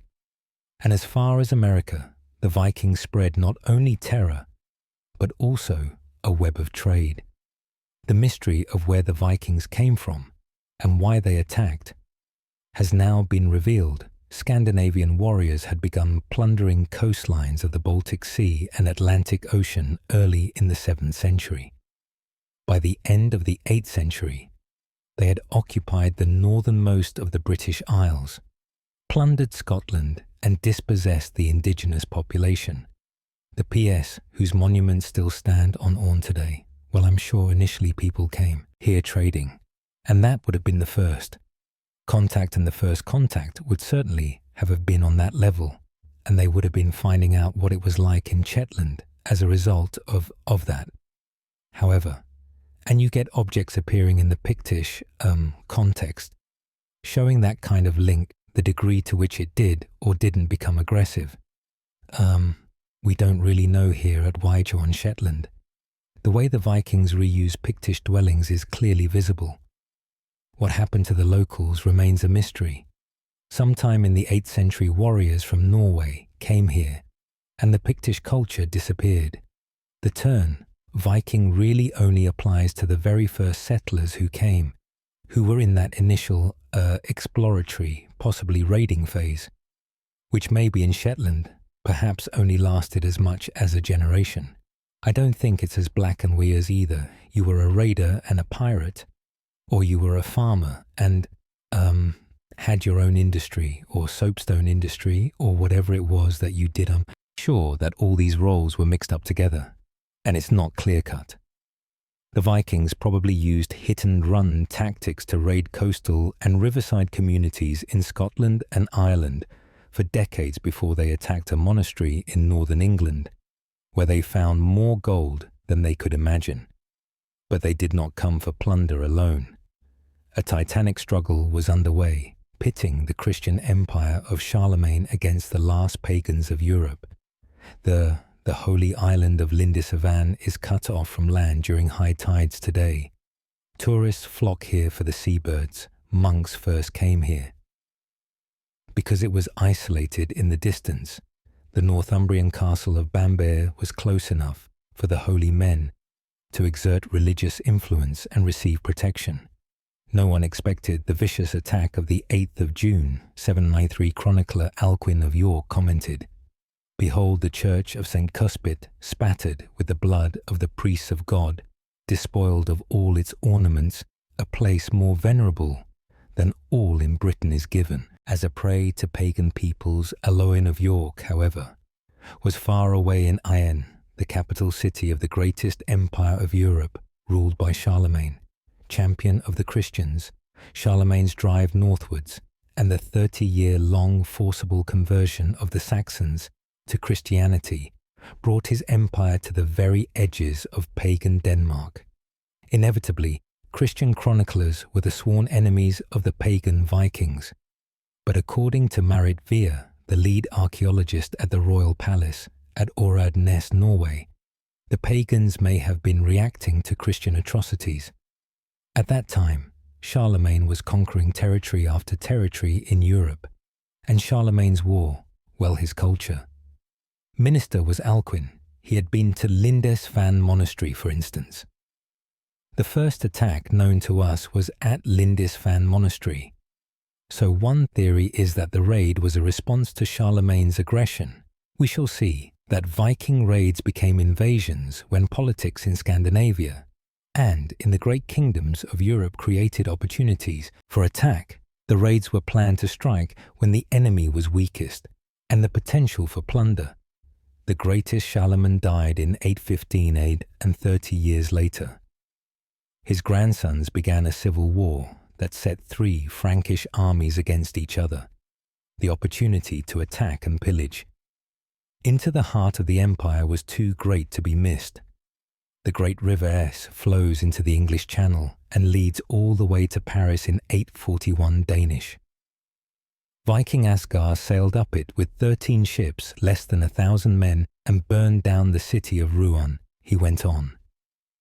Up the river to the magnificent monastery of Zir, where he ransomed the monks. The Vikings stayed for the winter and ravaged the countryside the next year too. In 845, the city of Paris itself was looted by a certain Ragnar the Viking. Raids continued for the next 30 years. The Vikings avoided facing the Franks in battle, but more often they were paid either to leave or to fight each other or serve as mercenaries. They were also given land in the northern Netherlands and in the Rye estuary in exchange for their military services. We can't ignore the shock and the violence, but nor can we see the relations between the Scandinavians and the Franks and other peoples as only this. There were also other types of relationship, including trade relations, as well as other relations, such as discussions, negotiations, music, exchanges when they found resistance in France. The Vikings turned to England, which was little more than a patchwork of weak kingdoms. Bamber was the seat of one of the Northumbrian kings, and Northumbria was just one of 4 kingdoms in England at the time. Northumbria stretched from the Scottish border to the Humber River just south of York. It was divided into 2 sub-kingdoms, constantly at war with each other, while the middle of England was occupied by Mercia. The kingdoms of East Anglia and Wessex occupied the east and west of the country, divided and mutually hostile. They were unable to put up resistance to what initially was little more than a Viking nuisance. The part-time warriors of the English kingdoms were no match for the determined Viking music predators. In 865, the 4 leaders of the great heathen army, Iverhallan, Obba and Guam, landed in East Anglia and began a 20-year reign of terror. They captured York on All Saints' Day, when both rival kings of Northumbria were celebrating the Christian festivity. They practiced the blood eagle torture on one of the kings after killing the other in battle, and marched on to conquer the rest of England. York became a Viking capital for a century, but what the history books tell us isn't always backed up by archaeology, says Peter Connolly, the director of the excavations in the Hungate quarter of the city we talk about, the archaeology of York, as being Anglo-Scandinavian. So you have the Anglo-Saxon aspect and that Scandinavian aspect, and it's very difficult to tease those apart. So it already looks like we're dealing with a more cosmopolitan population than, say, the historical records would lead us to believe the Wye Centre at Coppergate in York holds significant artifacts of Scandinavian origin, such combs which were a typical male adornment. But also, this Saxon helmet was found in a well, while these boards from a Saxon ship were found as walls in a Viking storehouse in the Hungate area. After terrorizing the rest of northern England, Ivar captured Ripon, an important religious and political centre in Maria. This pond at the back of Repton School, and below the churchyard is what is left of the Tay River dock at the Viking fortress. Here in the churchyard, 250 skeletons, mostly male, were found gathered around a central grave dated to 873 by a Saxon coin. It was the year Eva died nearby at Heath Wood. Hundreds of small tumuli suggest that this was the Viking military cemetery. In the same year, one of the other Viking leaders, Hallan, raided into Scotland, but left some of his warriors to build farms. The Vikings were here to stay, but despite what the Christian chroniclers wrote, the impact on the tiny population of England was relatively imperceptible. We're not talking a massive population, hundreds of thousands, say for the north of England into Scotland. But I'd be very surprised if anybody estimated upwards of 1 million. Alfred, King of Wessex, the only Saxon kingdom to survive the Scandinavian onslaught, defeated a second invading Viking army at Ashdown. But the campaigns continued for nearly 20 years, with the Vikings drawing on help from Ireland, where Ivar's sons had settled the great heathen army, campaigned tirelessly and almost successfully, until the last surviving leader, Gam, was defeated by Alfred in 878 and signed a pact to be baptized. A vast area of England that came to be known as Danelaw would be ruled by Vikings in York. The peace did not last, however, as Viking bands from France and Ireland also joined in the fray in the following years, as we shall see. Events in Norway and Denmark continued to influence the patterns of raiding. Alfred's military reforms left Wessex better equipped to fight the raiders. He instituted the first standing army in England and a series of fortress towns known as burhs, where the rural population could seek refuge when under attack.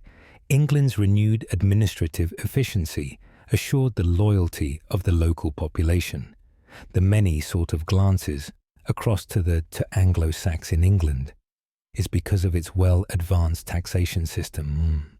And there are ways of levering people out of the land. And that obviously comes with the fact that you get this trickle-down effect from the central power, call it king, to the way that land is given out, that benefaction, and buys loyalty.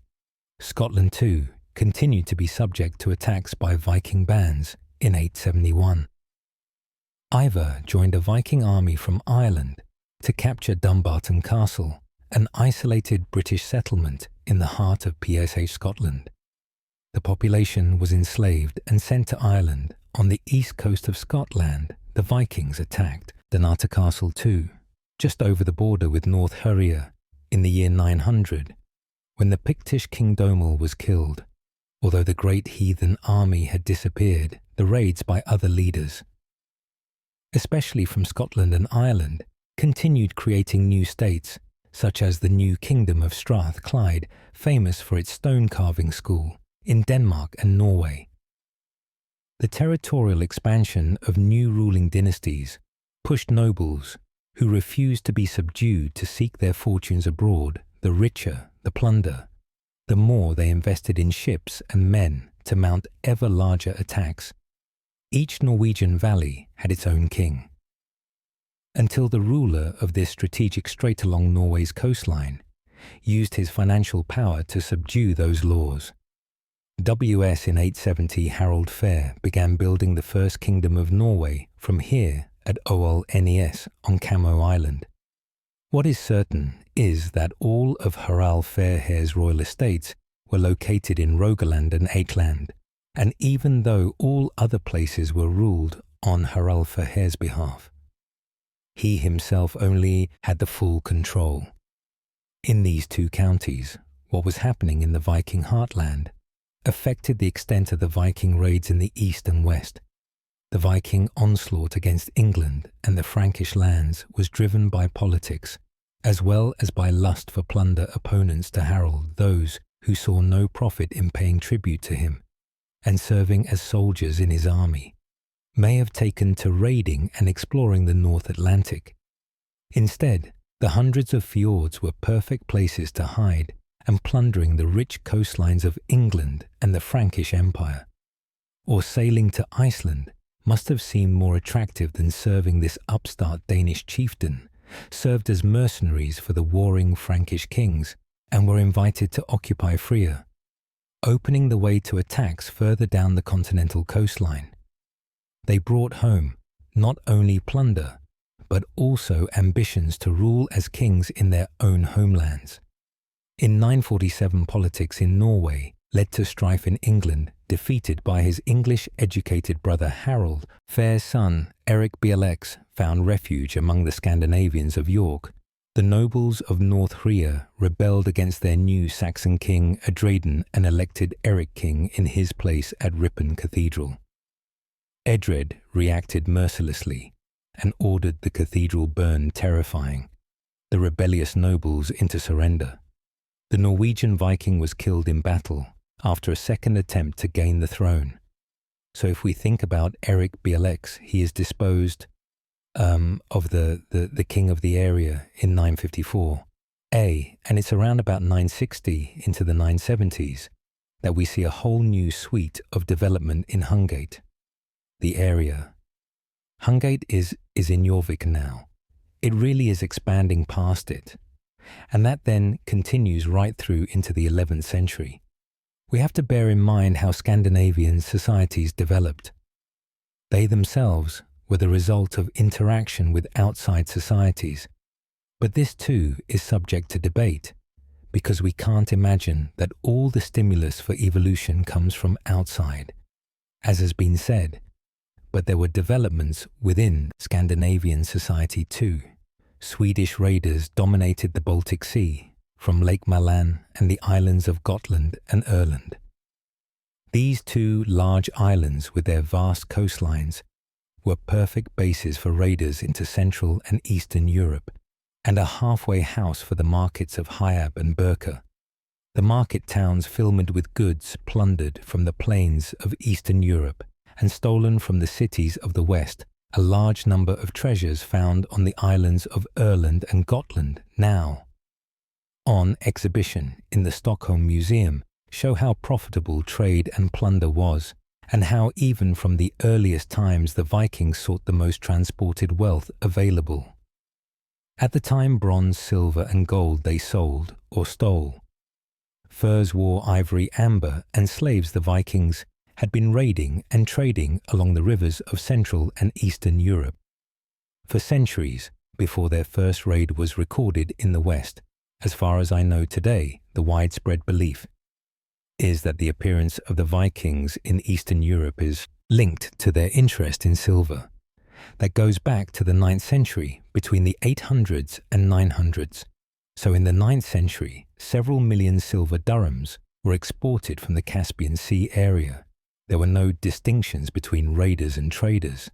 One day, they were plundering farmsteads and churches, the next, selling those same goods at markets. One such trader was a certain Norwegian seafarer or Thera, who disclosed to King Alred of England what the trade routes of the Viking explorers and warriors were. He described a trip to the very north of Norway and round into the Arctic Sea, and down again in search of walrus tusks and SE skins. He described the market town of Kang in Norway and the trade routes into the Baltic Sea. Another explorer, Wollston of Harb, reported, where the Vikings exchanged their goods for such wealth. The travels of Wollstan prove the extent of the Viking web of trade between west and east. Among the places Wolfen visited was the great city of Trousseau, whose remains Marinsky found 20 years ago while riding his bike home. As I said, Trousseau was set up by the Scandinavian newcomers on the frontier with Baltic peoples and slaves. The objects which we found in Trousseau are mainly Scandinavian, but we have ceramics. I mean clay pots from Western slaves, and also pots made by Baltic people. I mean Crus people. The Viking warlords dominated this Baltic trading place, turning it into a military base to supply traders and warriors on their expeditions deep into Eastern and Southern Europe. alongside articles of daily use. Marek Jagodinski found a large quantity of swords. Trousseau was a hub of the Viking web of trade and pillage. In my opinion, we see a sort of globalization. We find the same crafts, the same Arab coins, the same weights everywhere from Britain to North Russia. So there was some kind of unification, and this unification was fostered by trade and craft here in Trousseau. Local craftsmen worked. Amber made cones, swords, jewelry tools and weights. Slaves worked in production processes, and as labor in the port, the trading emporia stretched all along the Baltic coast, from present-day Rostock to the Oder River. Where St. Petersburg stands today, the Slavic peoples who inhabited this vast area lived in simple villages and used slash-and-burn agricultural techniques. They were easily dominated by the predatory Vikings. On the other hand, there is a widespread belief that the largest portion of goods exported from Eastern Europe to the Caspian Sea, with the aid of the Scandinavians, were slaves. It is even said that in the 10th century, the Arabian slave markets were full of slaves from Eastern Europe. The Vikings turned their military outposts into market towns, where traders paid them for protection. The Scandinavians forged new trade links between East and West in 841. While in France, the Northmen were burning down Rouen. A Scandinavian warrior Ruik and his two brothers founded the kingdom of Novar-G. They were invited by the Slavic tribes of present-day Russia to give them peace and protection. The finds here at Rov Garish, just upstream from Novgorod, show a significant Scandinavian presence. The Viking artifacts that have been found in the Novgorod area are connected both to trade and warfare. We find not only weapons but also scales and silver in the Scandinavian grave, which suggests that the dead person was a trader. The impressive rivers and lakes of northern Russia were the heart of the early Viking conquests. Lake Ladoga is still a shipping thoroughfare, and the Vovar River flows into it. Rising at Lake Ilmen, 200 km further south, the Svir River in northern Russia is one of the waterways that still today connects the Caspian, Iron and Baltic Sea's weapons, such as axes and swords from Novgorod and Staraya Ladoga, show that these were not only thriving trading centers, but also military bases. We have to say that very few Scandinavian weapons have been found in the Novgorod area, while objects to do with trade and everyday life have been found in great quantities. We should also say that Russia is crossed by many rivers. Travel was by river mainly, and the Scandinavians were traders. 50 years after the first recorded raid against Linders van Vikings had penetrated the Eastern European river system as far as the Black Sea. Rory's successor, Alec, moved his headquarters down the Dnieper and seized the town of Kiev in 907. He captured Constantinople by dragging his ships around the sea defences in 911. In the same year, the Vikings gained Normandy as their new home in France. Alec struck a trade deal with the Byzantine Empire, turning Kiev into the capital city of a great ruling dynasty. Part of the deal was to provide mercenaries to the emperor as his own personal bodyguard, known as the Varangian Guard. By now half of England and much of France was ruled by the Vikings. But this was not the end of the Viking raids. Iceland sits halfway across the North Atlantic Ocean, the most dangerous sea for Vikings to cross, and yet by accident or by design Scandinavians landed here already in 840. Add later political upheaval at home, led to an exodus of refugees who opposed the rule of Harald.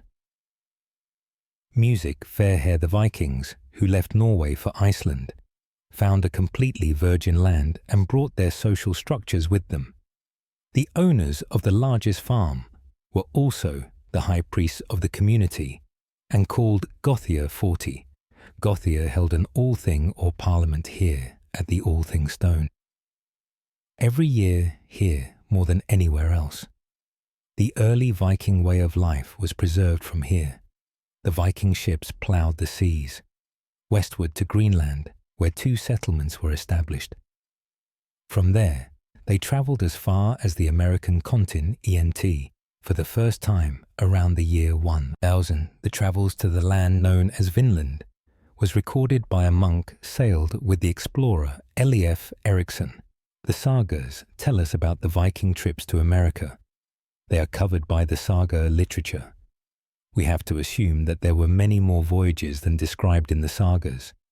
We have also found traces of Viking settlements in America, and there are also American Indian stories about these blue-eyed people, that they met the settlements on the American continent lasted only a few years, while the mini-ice age of the 13th century onwards led to the decline of the Greenland settlements too. In Europe, the violent Viking Age was reaching its climax in Europe. The Viking invaders struck fear even more than a century after the Great Raids. The first millennium AD was a time of widespread violence. In 2012, 18 skeletons were found in the grounds of St. John's College, Oxford. Scholars immediately associated the find with the 102 St. Brice's Day massacre, when the King of England ordered all of the DS in his kingdom murder. The task of identifying who these men were fell to Mark Pollard of the Forensic Archaeology Department. We first radiocarbon dated a selection of them, and for various reasons, the radiocarbon age wasn't exactly what we would have expected to be, A02 AD, but there are reasons that might be the case. So we then began to look at the carbon and nitrogen, I-stone, ES, in the bone collagen, which is an indicator of diet, and we also looked at the strontium and oxygenized stopes in the dental enamel from the teeth, because that gives you some indication of where those individuals grew up. The skeletons from Oxford suffered a similar fate to another group, found near the seaside town of Weymouth, were they? Vikings, yeah. We matched them with the Vikings that had been recovered from Weir. They're roughly contemporary from the radiocarbon dates, and other people had done strum and oxygen in their teeth, and they found the same pattern that we found not from the south of England, and actually on the diagram they're moving in a direction which suggests both an older geology, which is consistent with possibly Scandinavia, and also a colder climate, which is also consistent with Scandinavia, while strontium isotope technique suggested the victims were not from the south of England, possibly from Danelaw. Therefore other marks hinted at their true identity.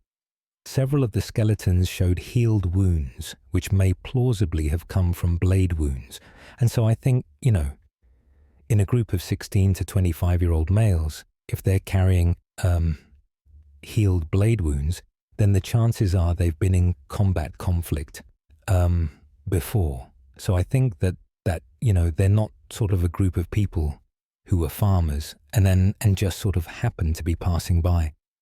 I think they are either professionals, mercenaries, or raiders of some description. The beginning of the 11th century was a violent time, and national identities were less important than local and family ties. It's quite complicated to understand what identity would have meant at that time.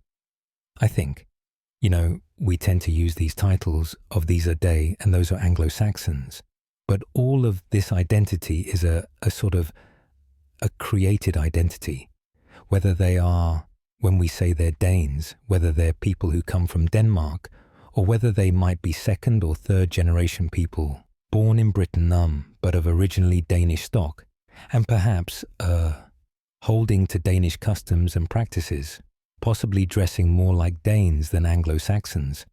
It's very difficult to know. Far to the north in York, another victim of murder was found, buried under the Coppergate streets.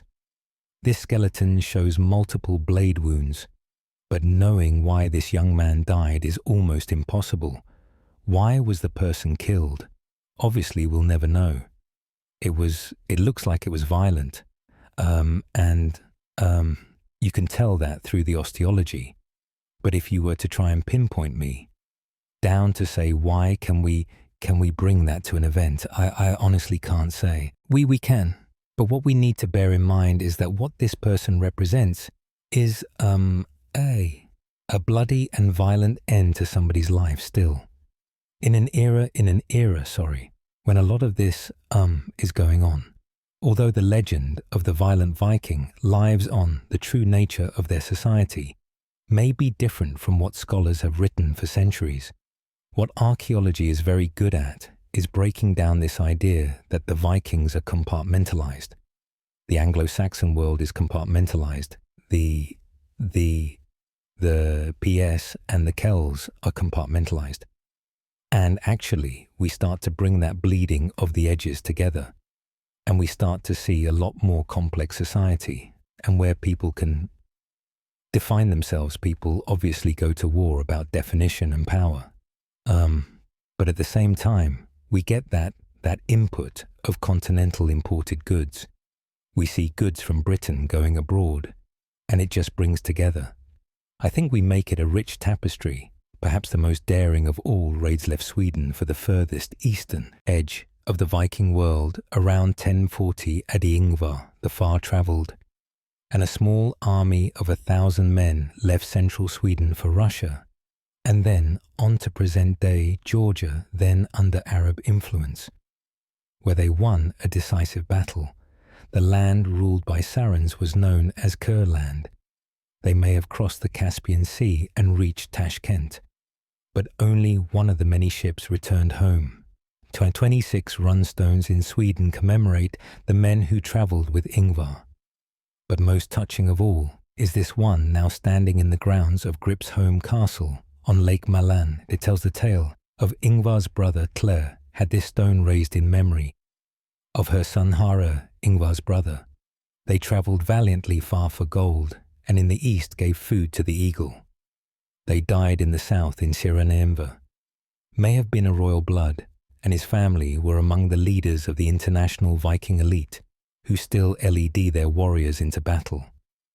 250 years after the raid on Lindisfarne, the most persistent myth about the Vikings is that they were thieves, they were pirates, they were great warriors, they always won all the battles, they were brave, they didn't fear death, and so on. But the truth is that they weren't better or worse than others at that time. They did live in a violent time. The year 1000 was a turning point in the story of the Vikings. The era of the early raids was over, and Viking expansion had reached its high tide mark. But it was also the beginning of a century of even more bloodshed. The freebooting Viking chieftains faded away, and in their place, great Viking overlord lords, kings of whole countries, who unleashed the power of Viking armies against England and against each other, spilt more blood than at any time in the preceding centuries. Rich professional mercenary forces dominated Eastern and Western Europe. Their leaders learned the craft of kingship from their enemies and built states that are still with us today. The Viking states grew out of the most extensive military expansion the world had ever seen. Since Roman times, Scandinavian warriors took their thirst for conquest from the heart of the Viking homeland to the very edges of Europe. Along the way, they laid the foundations of states that are still with us today. Music, archaeologists from Moscow, Russia, are washing out the remains of Viking age tombs near Novgorod on the Great Volkhov River. Discoveries here and elsewhere in Europe are revealing an unknown quality of these Scandinavian adventurers. The merciless pagans built enduring kingdoms and empires all over Europe. So first, they came here to build a state. Then they saw that they had opportunities to become rich above all. They were adventurers or people who made a living in this way, such as the clan of Rorik, who brought with them their own duina, or band of warriors, who were nothing more than hired mercenaries. What archaeology is very good at is breaking down this idea that the Vikings are compartmentalized. The Anglo-Saxon world is compartmentalized. The PS and the Celts are compartmentalized, And actually, we start to bring that bleeding of the edges together. The 8th of June, 793 AD marks the opening of the Viking Age. A handful of pirates attacked the holy island of Lindisfarne and left within a few hours. 70 years later, 4 Viking warriors landed with an army. Music Hallan Ivar Guam and Uber wrote their names in blood, as in 865, their band of raiders, known as the Great Heathen Army, made its way to York in northern England. The city was one of 2 capitals of the deeply divided kingdom of Northumbria. The amazing Viking military machine swept away England's part-time armies and pillaged the countryside, mainly churches. Ia, one of the Viking leaders of the Great Heathen Army, captured the capital of Maria here at Repton, central England, and made it into his base. A mass grave found here is dated to 873 AD by an English penny found among the skeletons spread around a central grave of a tall male warrior, possibly Ia himself nearby. Dozens of Viking tumuli found at Heathwood suggest that this was their military cemetery. In the same year, the followers of another of the Viking leaders, Harlem, began farming the land of Northumbria to sustain themselves during the long winter. It was the beginning of the Scandinavian settlement of England over the next 2 centuries. Huge sades of the British Isles became part of a vast Viking empire. The Vikings made York their capital in England. Peter Connolly is the lead archaeologist on the Hungate excavation site in modern-day York in England, once the capital of a Viking kingdom. York is the dominant urban place in the north of England at that time, and has a proportion for sake of argument. Zeros and So extrapolating out into that, when you start to talk about small farmsteads, and small village hamlets, communities, other small seaside towns, or on Riverside, we're not talking a massive population, hundreds of thousands, say for the north of England into Scotland. But I'd be very surprised if anybody estimated upwards of 1 million in England. Alfred King of Wessex was the last Saxon king to resist the Viking onslaught. His response was to reform his state. He set up a standing army and navy and fortified the towns of southern England. The increased efficiency of Alfred's Wessex not only stopped the Viking conquest, but served as a model for the invaders too. The treaty between Alfred and the last surviving leader of the Great Heathen Army, Gam, left a large part of England under Viking control, an area that came to be known as Danwy. But Gam became a Christian raiders from Ireland, and Scandinavia continued to view York as the capital of a great Viking realm. But Alfred's successors repeatedly repulsed the attacks, and in 920 AD, even the city of York recognized King Edward the Elder as the King of England. The Vikings raided Scotland too, capturing the castle at Donat on the east coast, and Dumbarton on the River Clyde, mercilessly taking hundreds of slaves to Ireland. The new kingdom of Strathnow in the heart of Glasgow grew out of the ashes of Dumbarton. Its religious centre was Govan, an early medieval religious site, and is within the kingdom of Strathclyde. There has been the movement of the royal power base from Dumbarton Rock, undoubtedly influenced by the Vikings themselves. In further up the Kay, over time the Northumbrian and Scottish Vikings were converted to Christianity, and the local and Scandinavian cultures merged. Music.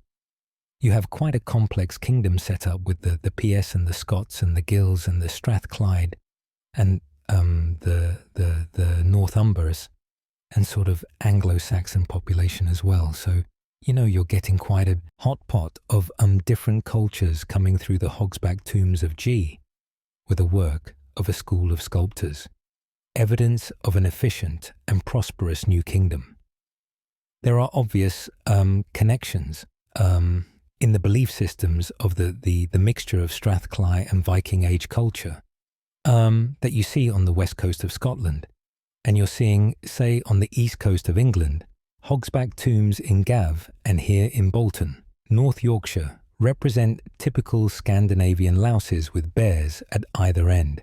They show how the Viking teeths continued to be used well after the Scandinavian invaders had been converted to Christianity. Evidence of the dominant Scandinavian culture. In York can be seen at the Yorick Centre, built to house the findings of the Coppergate excavation site. The comb was an ornament no Viking man would do without, and they were made here from deer antlers, while Viking jewellery and bronze work shows Scandinavian pattern, the Vikings of York, had a lot of fish and oysters and this coolite. Fossilized feces tells us more about what they ate. Diet is very interesting because we have coprolites, which gives us some insight into the diet, and so fruit seeds surviving. What we think of as plums and damson, there are huge amounts of animal bone thrown out into waste pits, and we're talking about a high consumption of beef, to a lesser extent, pig, but we get all the major domesticates, the Viking raids against the great empire of Charlemagne, in 799, turned into invasions 40 years later, when his grandsons began a bloody civil war, leaving the empire's coastline undefended. Music, an average Viking raid, of course. Much depends on the period, but we're talking about several dozens of warriors, and the larger raid several hundred. That's the average in 841. 13 ships sailed up the river Seine, and the Vikings burned. Rouen took the monks of Gier hostage, and in 845 even plundered Paris in 85,000 of Vikings besieged Paris again, and although the raiding forces were still unable to take on the might of the empire's armies, they used every opportunity to strike where the defenders were weakest. There were already interactions with the Frankish elites, so there was a range of relationships from political to trade understandings, and even at times alliances, because it happened that Frankish leaders asked the Scandinavians to work for them as mercenaries in 911, the King of France. Charles the Simple handed over to the Vikings the western seaboard of what is modern-day France in exchange for their protection against further raids. Their leader Ronlo became a Christian and gained the administrative tools to build a great music kingdom. One of the conditions was loyalty to the king, and conversion, the baptism of the Scandinavian chiefs in Rollo's court. So that seems indispensable if they wanted to settle towns like Dieppe, whose name derives from deep. In Danish thrived with new trade routes to the north. The Vikings adopted the local language and merged with the local population, forging a new and powerful state. Even if peace had come to England and France, the politics of the rising kingdoms of Norway and Denmark continued to be played out on the English stage, and the Viking era was far from music. Over the rise of two aggressive and mutually hostile royal din is in Norway and Denmark. Heavily influenced events in modern-day France and England in the 870s, King Harold Fair used his control of the strategic straits on Norway's western shoreline on Camoy Island to build a new state, provoking an exodus of warriors forced into a life of a Viking. A word that came to mean adventurer Marit Veer is the lead archaeologist at the Oralis excavation on Sea Island. The last battle was in Havord around year 870, and when Harold Fair won this battle, he made Avalez into his most important royal estate, because this was where he could control the shipping traffic on the Norwegian coast. The best events in Norway impacted politics in England too. In 920, Harald Fairhair died, and his son Eric Blux took his place. But he was defeated and exiled by his English-educated brother Harren the Good. The fragile peace that had settled on England, Norway, and Denmark was about to be shattered In 847, the restless nobles of Northumbria and England invited the pagan exile, Eric, to rule over them. They elected him king here at Rien Cathedral and began minting coins in his name. The Saxon reaction was devastating. King Edred had Ripon Cathedral burned to the ground, and the terrified Northumbrians withdrew their support of Eric, who was killed in battle after a second attempt to win the throne of York, as we shall see. His Danish wife and a brood of dispossessed children thirsted for vengeance. During these upheavals, York continued to thrive, and Saxons and Scandinavians mostly lived in peace. The city of York grew, and the Scandinavian and Saxon populations merged in the most surprising way. Even building materials showed curious interaction between communities. The very first building that we excavated in Hungate, the preservation was very good. You think of these buildings as a big rectangular hole dug into the ground to stop those earth and sides collapsing. You need to line them with wood and posts. And as our wood technology experts start to remove the boards or clean them up and look at them, he realized that they were all parts of the hull of a ship. These weren't boards from a Viking ship. They were actually from an Anglo-Saxon boat. The building techniques show how society changed over the decades after the fall of Eric Bielex, and a more peace period began when we start to see, say, the Sunnan future buildings develop in the latter half of the 10th century. They fit with a sequence of archaeology that we see in places like Oxford and London and Chester, and we're probably seeing a post-blood, a confirmation of a stronger angle.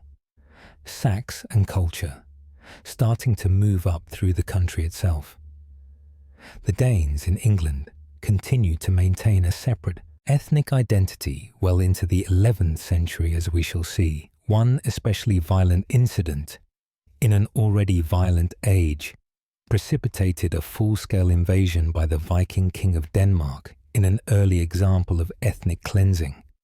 King Ethelred ordered the murder of all Danes in England on St. Brice's Day. 102 possible evidence of this was found in St. John's College, Oxford, when a car park was being built behind new student accommodation. Mark Pollard is the forensic archaeologist appointed to examine the skeletons. The ditch was outside the city walls, so one assumes that the people were marched out. If they were in the city, were taken out and executed, and then just pushed in the ditch. The most advanced scientific techniques were used to identify who they were and why they died. First, radiocarbon date, a selection of them. We then began to look at the carbon and nitrogen isotopes in the bone collagen, which is an indicator of diet. And we also looked at the strontium and oxygen isotopes in the dental enamel from the teeth, because that gives you some indication of where those individuals grew up dating. The bodies was complicated by the probability that the victims had a high marine protein diet. If people have a large proportion of marine protein in the diet, then this can actually show up in the radiocarbon date as a making it earlier than we would expect. So when we dated the St. John's College skeletons, we found that the radiocarbon ages were up to 100 years earlier than A2 AD. However, strontium and oxygen isotope analysis of their tooth enamel gave some indication as to where they grew up. It's difficult to say where they did come from, but I think it's reasonably confidently we can say that they, when brought up in the south of England, were these Viking raiders or innocent Danish traders caught in the city on the day of collective Saxon paranoia. Could the skeletons found in St. John's College have been victims of the St. Brice's Day massacre, and how did their fate tie into the spread of a wider Scandinavian empire for the St. John's skeletons? And we don't think they came from the south of England. They have a young demography, 16 to 25 in general. They're all male. Some of them are carrying healed battle wounds. So that to me suggests that what you've got is a raiding party, whether or not these men were victims of the Saxon massacre. They represent a new and vital clue in showing the violent social tension that were rife in English society in the Viking Age. The St. Price's Day massacre sent shockwaves through Scandinavia. The new king of Denmark, Sven Forkbeard, attacked England with a mighty army. This was not a band of raiders. Sven's army was a formidable military machine. Shield wall clashed with shield wall in a war of conquest that left Sven King of England in 1014. His dominions stretched from Poland to England and Norway, and his son Canute inherited the first Viking Empire.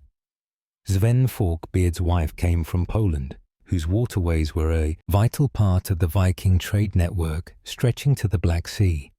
Professor Chislow SCR believes all the evidence points to direct Viking control. It was very quick because it was a small group, about 500 people.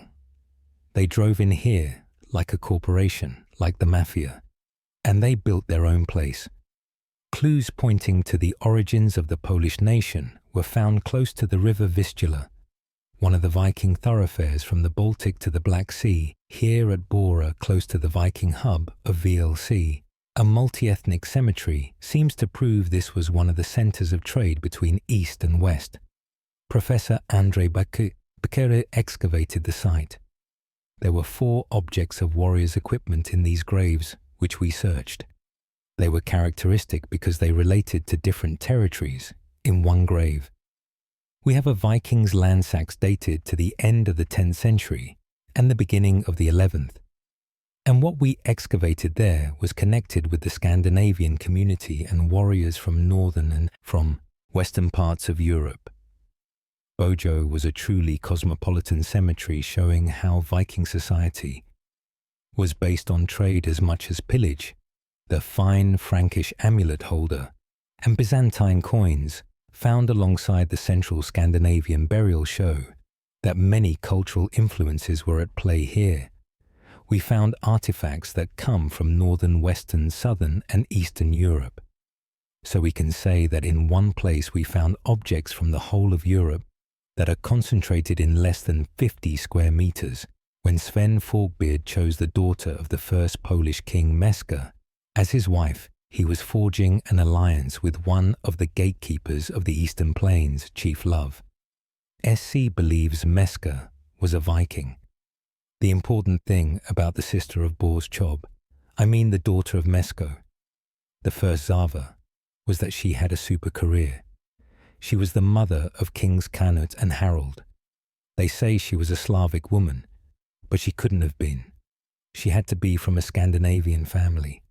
A very important clan Yelling Central. Denmark was the heart of Sven Forkbeard's Viking kingdom. This runestone was erected by Harold Bluetooth Zen's father and commemorates the last pagan king of Denmark and founder of the dynasty that still reigns over the country today. King Harold bade these memorials to be made after Gore, his father, and Thea, his mother, the Harold who won the whole of Denmark and Norway and turned the Danes to Christianity. Gorn, the old, lay claim to the kingdom of Norway and controlled the southern coastline of Norway and Sweden. His daughter was married to Erik BLX, and when the Norwegian Viking was killed in England, she sent her children to fight their uncle on Karoy Island, here on the Blood Heights. They sailed past here, over to AES, and met the then ruling king of Norway, Hakon the Good. In a bloody battle up on these old Bronze Age barrows on the Blood Heath. It was a bloody fight, and that is why it got its name. The Blood Heath. The blood was flowing here at the Blood Heights, in view of Harald's court at Oral. Nest 3 of Eric's sons perished in battle against their uncle in 953, but Hakon was fatally wounded shortly afterwards, and 2 surviving nephews shared the throne. The wars between Viking warlords in Norway, Sweden, and Denmark sent shockwaves throughout Western and Eastern Europe and consolidated the power of the great Viking monarchs. Modern archaeology throughout Europe is building a completely new picture of who the Vikings really were. Work carried out in laboratories as far away from each other as Novgorod, Penang and Oxford show how a Scandinavian commonwealth stretched across Europe and generated great empires. One of the most lovely little beads that we recovered from Hungate, small glass bead, highly decorated, was made in the Eastern Mediterranean, probably made in Egypt, turns up in I think first half of the 10th century context. It has come from the Eastern Mediterranean, all the way traded through a network, probably a very advanced network as well, to end up in Viking Jorvik, a snapshot of the Scandinavian empires of the mid-11th century, shows the stunning success of Viking nation building. The Viking military machine was effective in conquest, but costly to build. Only the richest leaders could afford ships and soldiers to take abroad on raiding expeditions. The return on investment had to be substantial for the raid or trading expedition to be worthwhile. The most profitable trade route was eastward.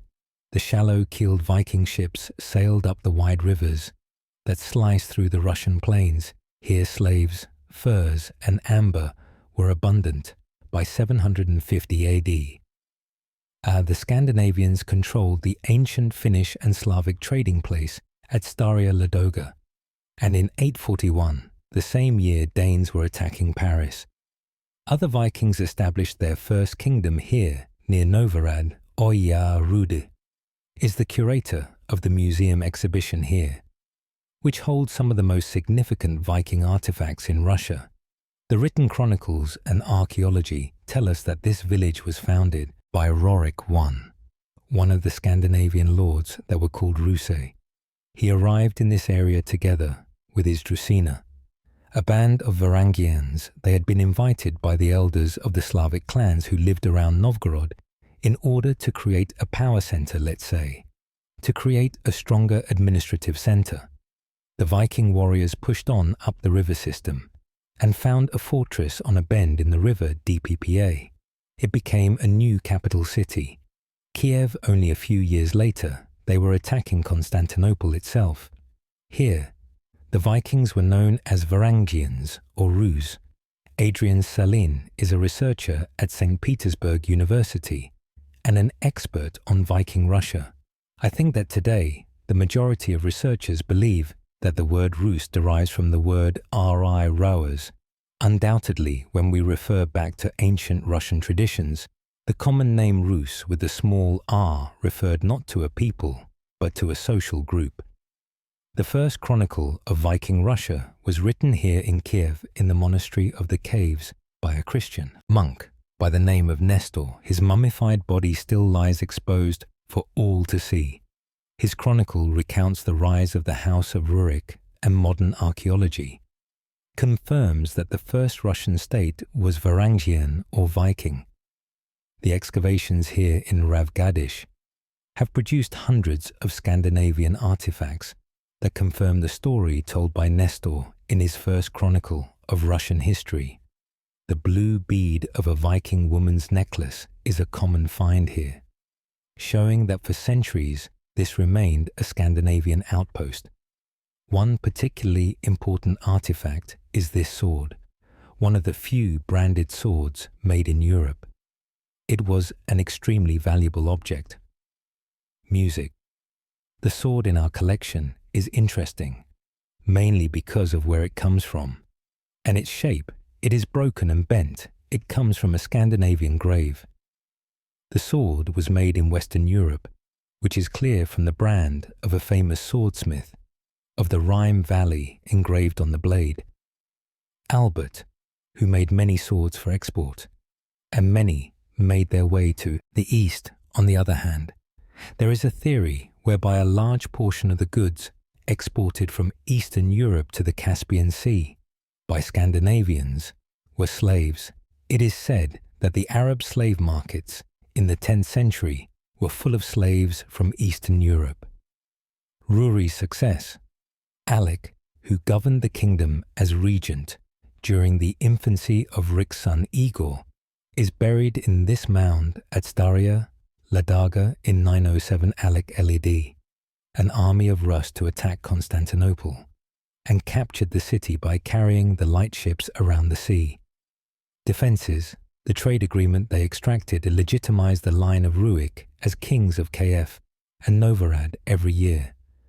Great convoys of Viking ships descended the river Dener their goods overland around the great rapids on the waterway, and gathered here at Horn on the Black Sea, still a busy port today, to carry their wares to the imperial capital.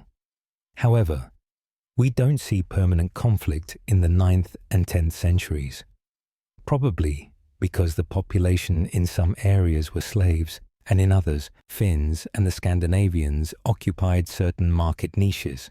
There is no indication of trade of furs for silver outside Scandinavian music culture.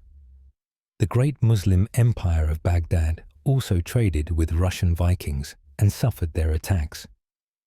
Ahmad al-Fatlan, writing in the early 10th century, describes the Vikings as still barbaric.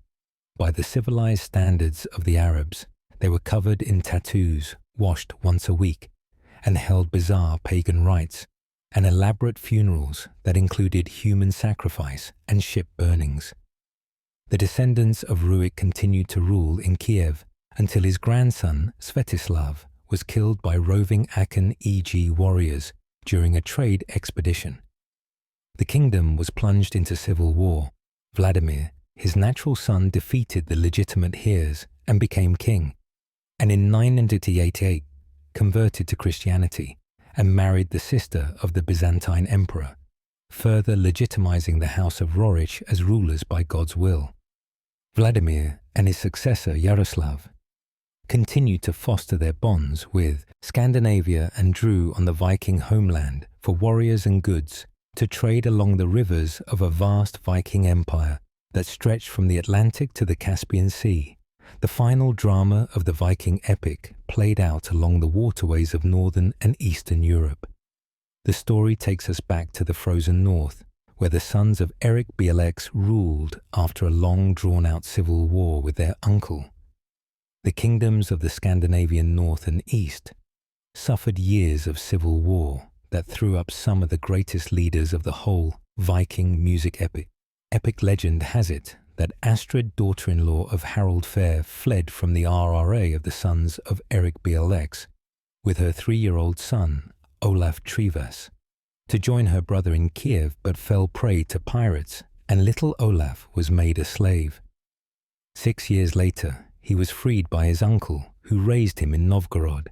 He served King Vladimir as a soldier, but gained most of his prestige and wealth as a mercenary fighting for the Holy Roman Empire against the Danish King Harald Bluetooth and his puppet, King of Norway. The mercenary Olaf also married a Polish princess who died young, and after years of raiding Scotland and Ireland, and a second marriage to an Irish queen, Olaf was converted to Christianity. He returned to Norway and won back his rightful place on the throne as a direct descendant of Harald Fairhair. He forcibly converted Norway to Christianity and ruled from 997 for 3 years, until defeated and killed in a naval battle against an alliance of his old enemies. In an expedition to present-day Poland, his life is marked by legendary music events. Olaf Trivas had to battle with heathen powers here at Avalles. Several times he was here with his men. I think there were UND of them. And then a ship came into Arales with seers and other sorcerers, and they came to curse the king. They threw out a magical black mist. Olaf Tasson was saved by his Christian beliefs, and the black cloud was thrown back at the seers. However, his reaction was less than forgiving. And this is the way that they died. They were to be put out at the Skretskjer rock, and when the sea got higher, the sorcerers drowned, and it was a slow death. Of course, the sworn enemy of Olaf was the aggressive Harald Bluetooth, forced to convert to Christianity on his defeat by the German emperors. In the early Viking Age, kings in Denmark wielded far less power than in the Christian empires and kingdoms. Where the church provided key administrative services, Tom Christensen has excavated the ancient Danish chieftain's camp at Lee for the past 20 years. It is not that the Danes turned their backs on Europe, but they were a Germanic tribal society, which had its traditions and were tied to them. I think that the power was divided between clan chiefs. There might have been a sort of king, but not an autocratic king, as power was mainly based on alliances between the various clans.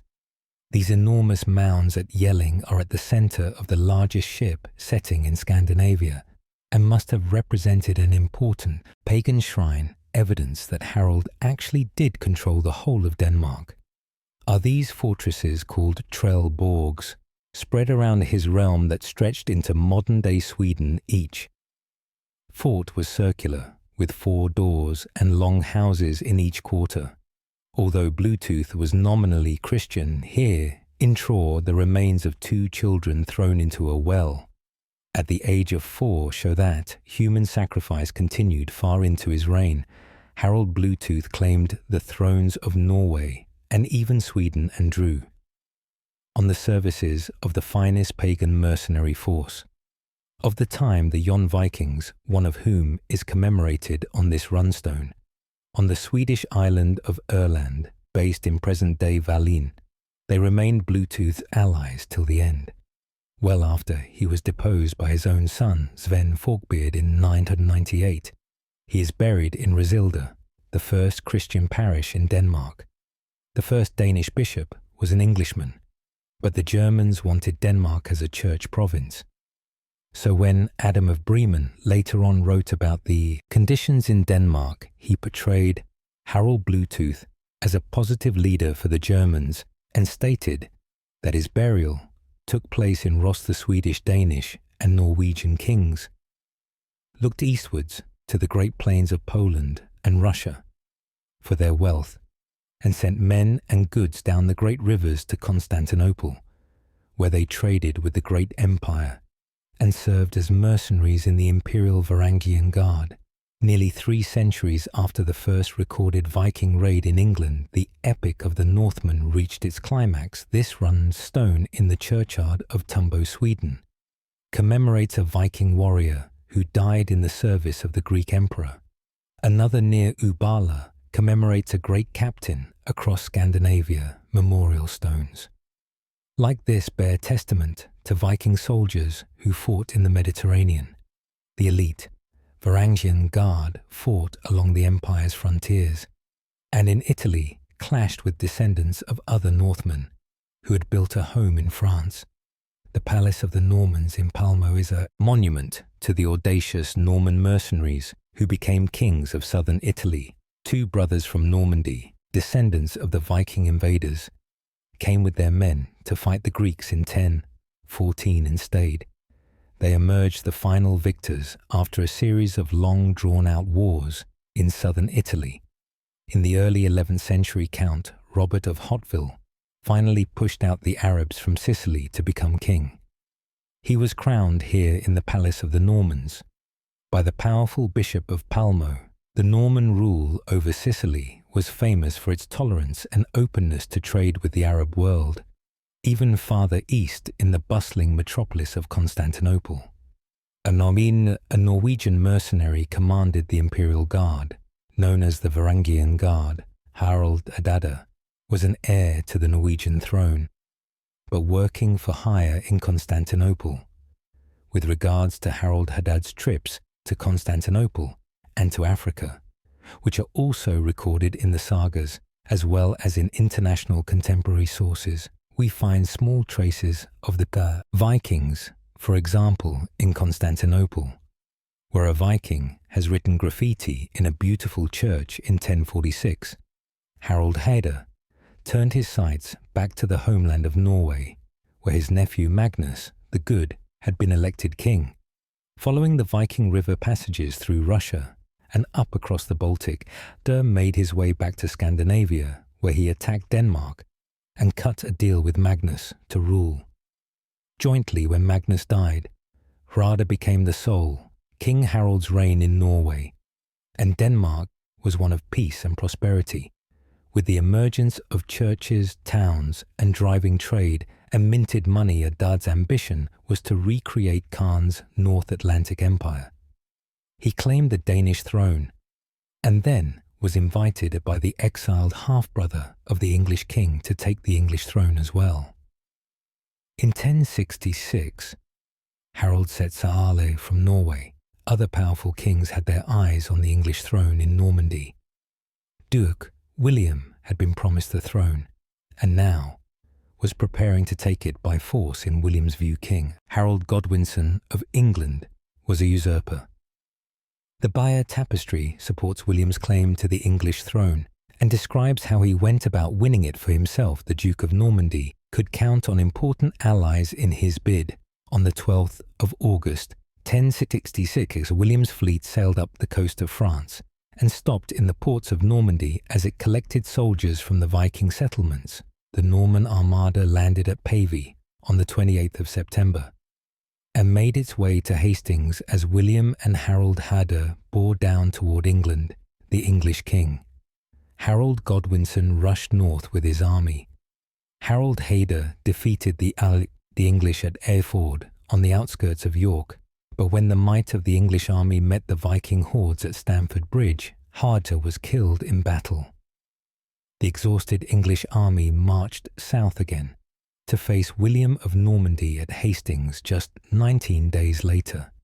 The Norman cavalry fled in front of the Saxon shield wall, and William was given up for dead.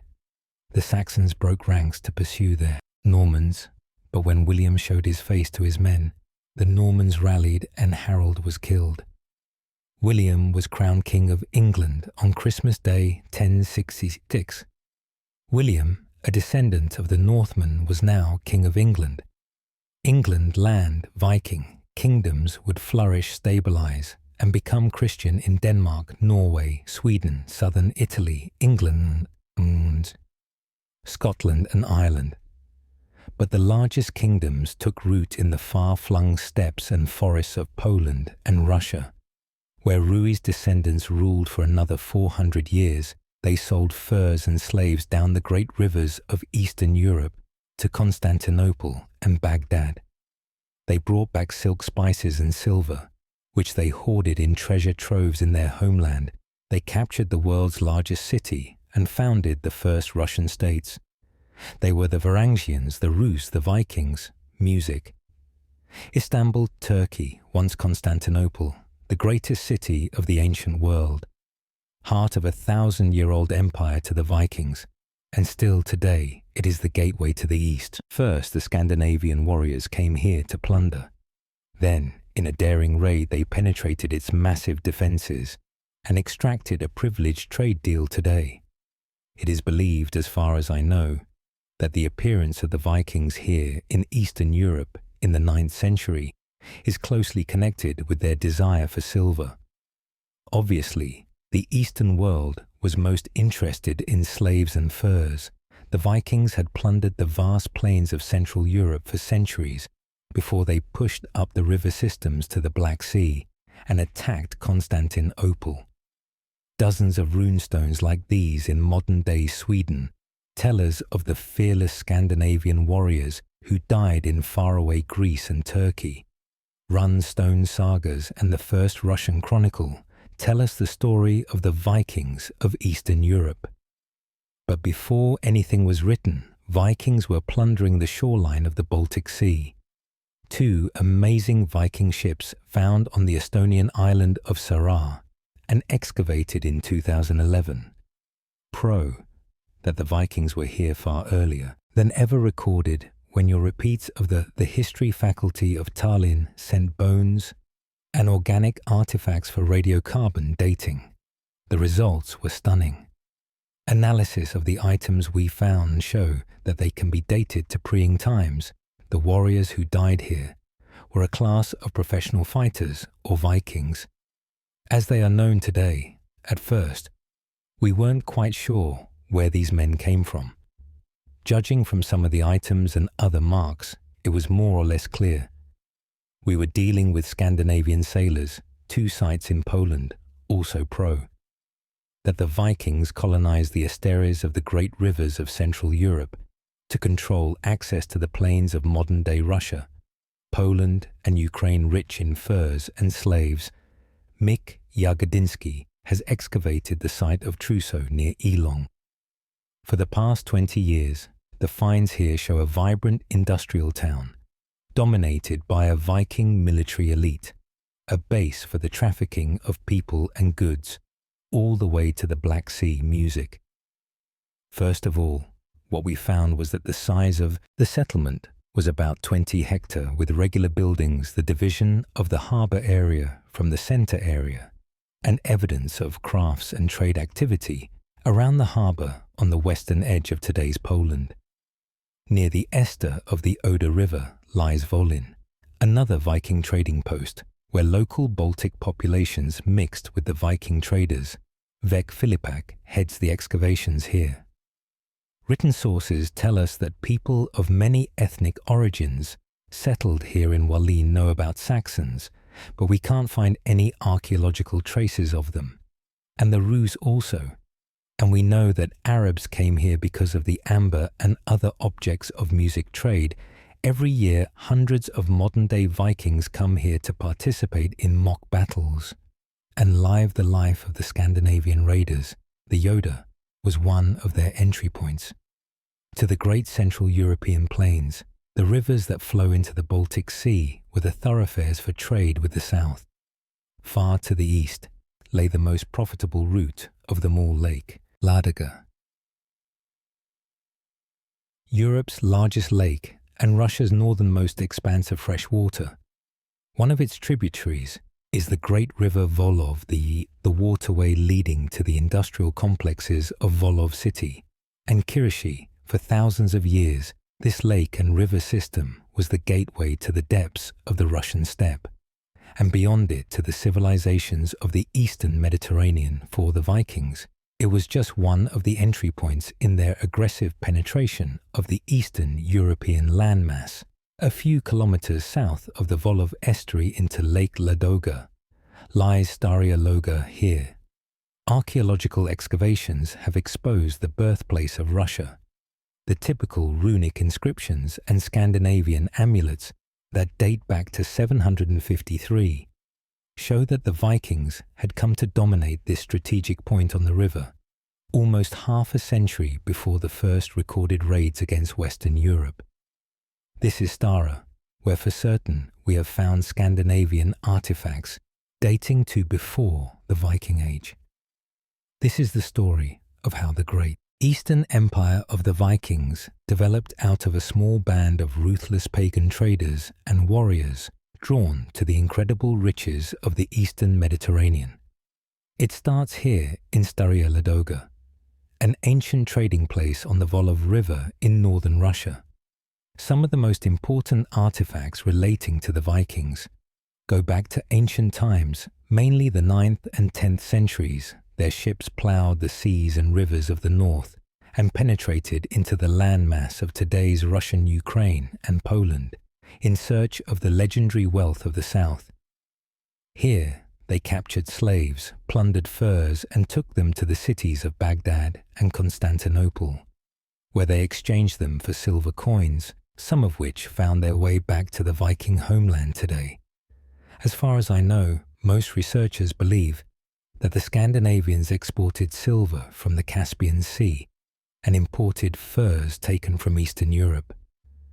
But here, there is some divergence in opinion on the origins of certain goods. Furs were objects of prestige, not very practical, but of prestige. The Vikings, or Varangians as they were known here, founded an enduring empire based on the immense wealth gained from trafficking precious goods and slaves with the great empires of Byzantium and Baghdad early in the 8th century. The Vikings conquered trading places along the rivers of Russia, 100 kilometers south of Staria. Ladoga archaeology students from Moscow are washing mud from Viking Age graves at Rava Gadish, on the banks of the Vov River opposite the city of Novgorod, Russia's first capital. They find a blue bead, which once belonged to a Viking woman's necklace, The day before, they found an axe head confirming that these tombs were the final resting place of the earliest Viking warriors who came to dominate the area. The Finns from this site are sent to the museum's restoration laboratories here. A laboratory technician is cleaning and preserving wooden objects. From the many sites around the city of Novgorod, wood is preserved using glycol that replaces water in the wood cells.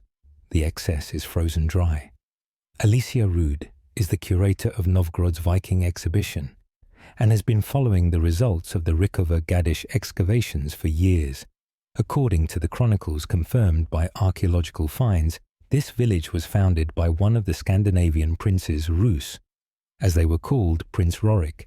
He came here in our lands with his Drina, or band of Varangians. The arrival of the Vikings, or Varangians, is dated to approximately 840 AD. The Finnish name for them was Ri, corrupted to the word Rus, the name the new military elite came to be known by for centuries. There are no finds that directly refer to Rorik. However, we have found artifacts dating back to the early Middle Ages, the 9th century, that are connected to Scandinavian culture, and were found at Rov Gadish today. We link the word Rus with the Finnish word Rui. There is no doubt about that. However, in ancient Rus tradition, it is possible that the word Rus referred initially not to a country or a people, but to a social group. The dynasty of Rurik ruled Russia for hundreds of years. Chapters of history told here on this monument in Novgorod. His son Ingvar, or Igor, was a child when he died, and our faithful companion. Aike reigned until he came of age Polish. Professor Czeslaw Skar has passionately studied the Viking kingdoms of Europe, and Ingvar was raised by Oleg, the leading noble. He had a catastrophe on his hands. Ruri had allowed friendly Scandinavians to sail down the Nir and set up a new settlement. There were Isolde and Dir. The city of Kiev stands on a bend in the river. Dir, Ruri's followers, Isolde and Dir captured the town and turned it into their base for a new push down the river system towards the Black Sea in 860. The city of Constantinople witnessed the arrival of a flotilla of Viking ships. The emperor was away fighting the Arabs, and the Vikings, although dissuaded from attacking the city by its massive walls, attacked the coastline instead. The city's religious leaders had taken refuge on the so-called Prince's Islands, which the Vikings mercilessly pillaged. For the first time, the Vikings contemplated the wealth of the imperial capital. With their own eyes, they would come back for more. Ol was angry that Isolde and Dir had gained such power that they wanted to be Ys, or even more. They had power because when they were in KV, they attacked Byzantium, the greatest power in the world at the time. They were so brave that they pillaged Constantinople. So it's historical fact that Oleg murdered Isolde and Dir Alak captured Kiev and murdered Isolde and Dir, whose tombs lie under this church on the riverbank outside the city. Next he moved on Constantinople, known to the Vikings as Miklgarda, in 907. And once again, the Viking fleet appeared on the Bosphorus, sacking coastal villages and Christian monasteries in a famous surprise attack. Alec had wheels put on his ships, carried them across land, crossed the Golden Horn, and entered the city, unable to hold the prize of all prizes. Alec the Pagan settled for a privileged trade agreement and strategic alliance with the imperial city, the heart of the Christian world, which turned the kingdom of Kiev and Novgorod into the most powerful state in Eastern Europe, which also supplied mercenaries for the emperor's bodyguard. It was a lucrative business, as the Varangian guardsmen were paid 40 gold pieces a year, plus food, lodging, and special bonuses. The golden era of the Vikings in the east was about to begin. The sun rises on the Viking mounds of Staria Ladoga.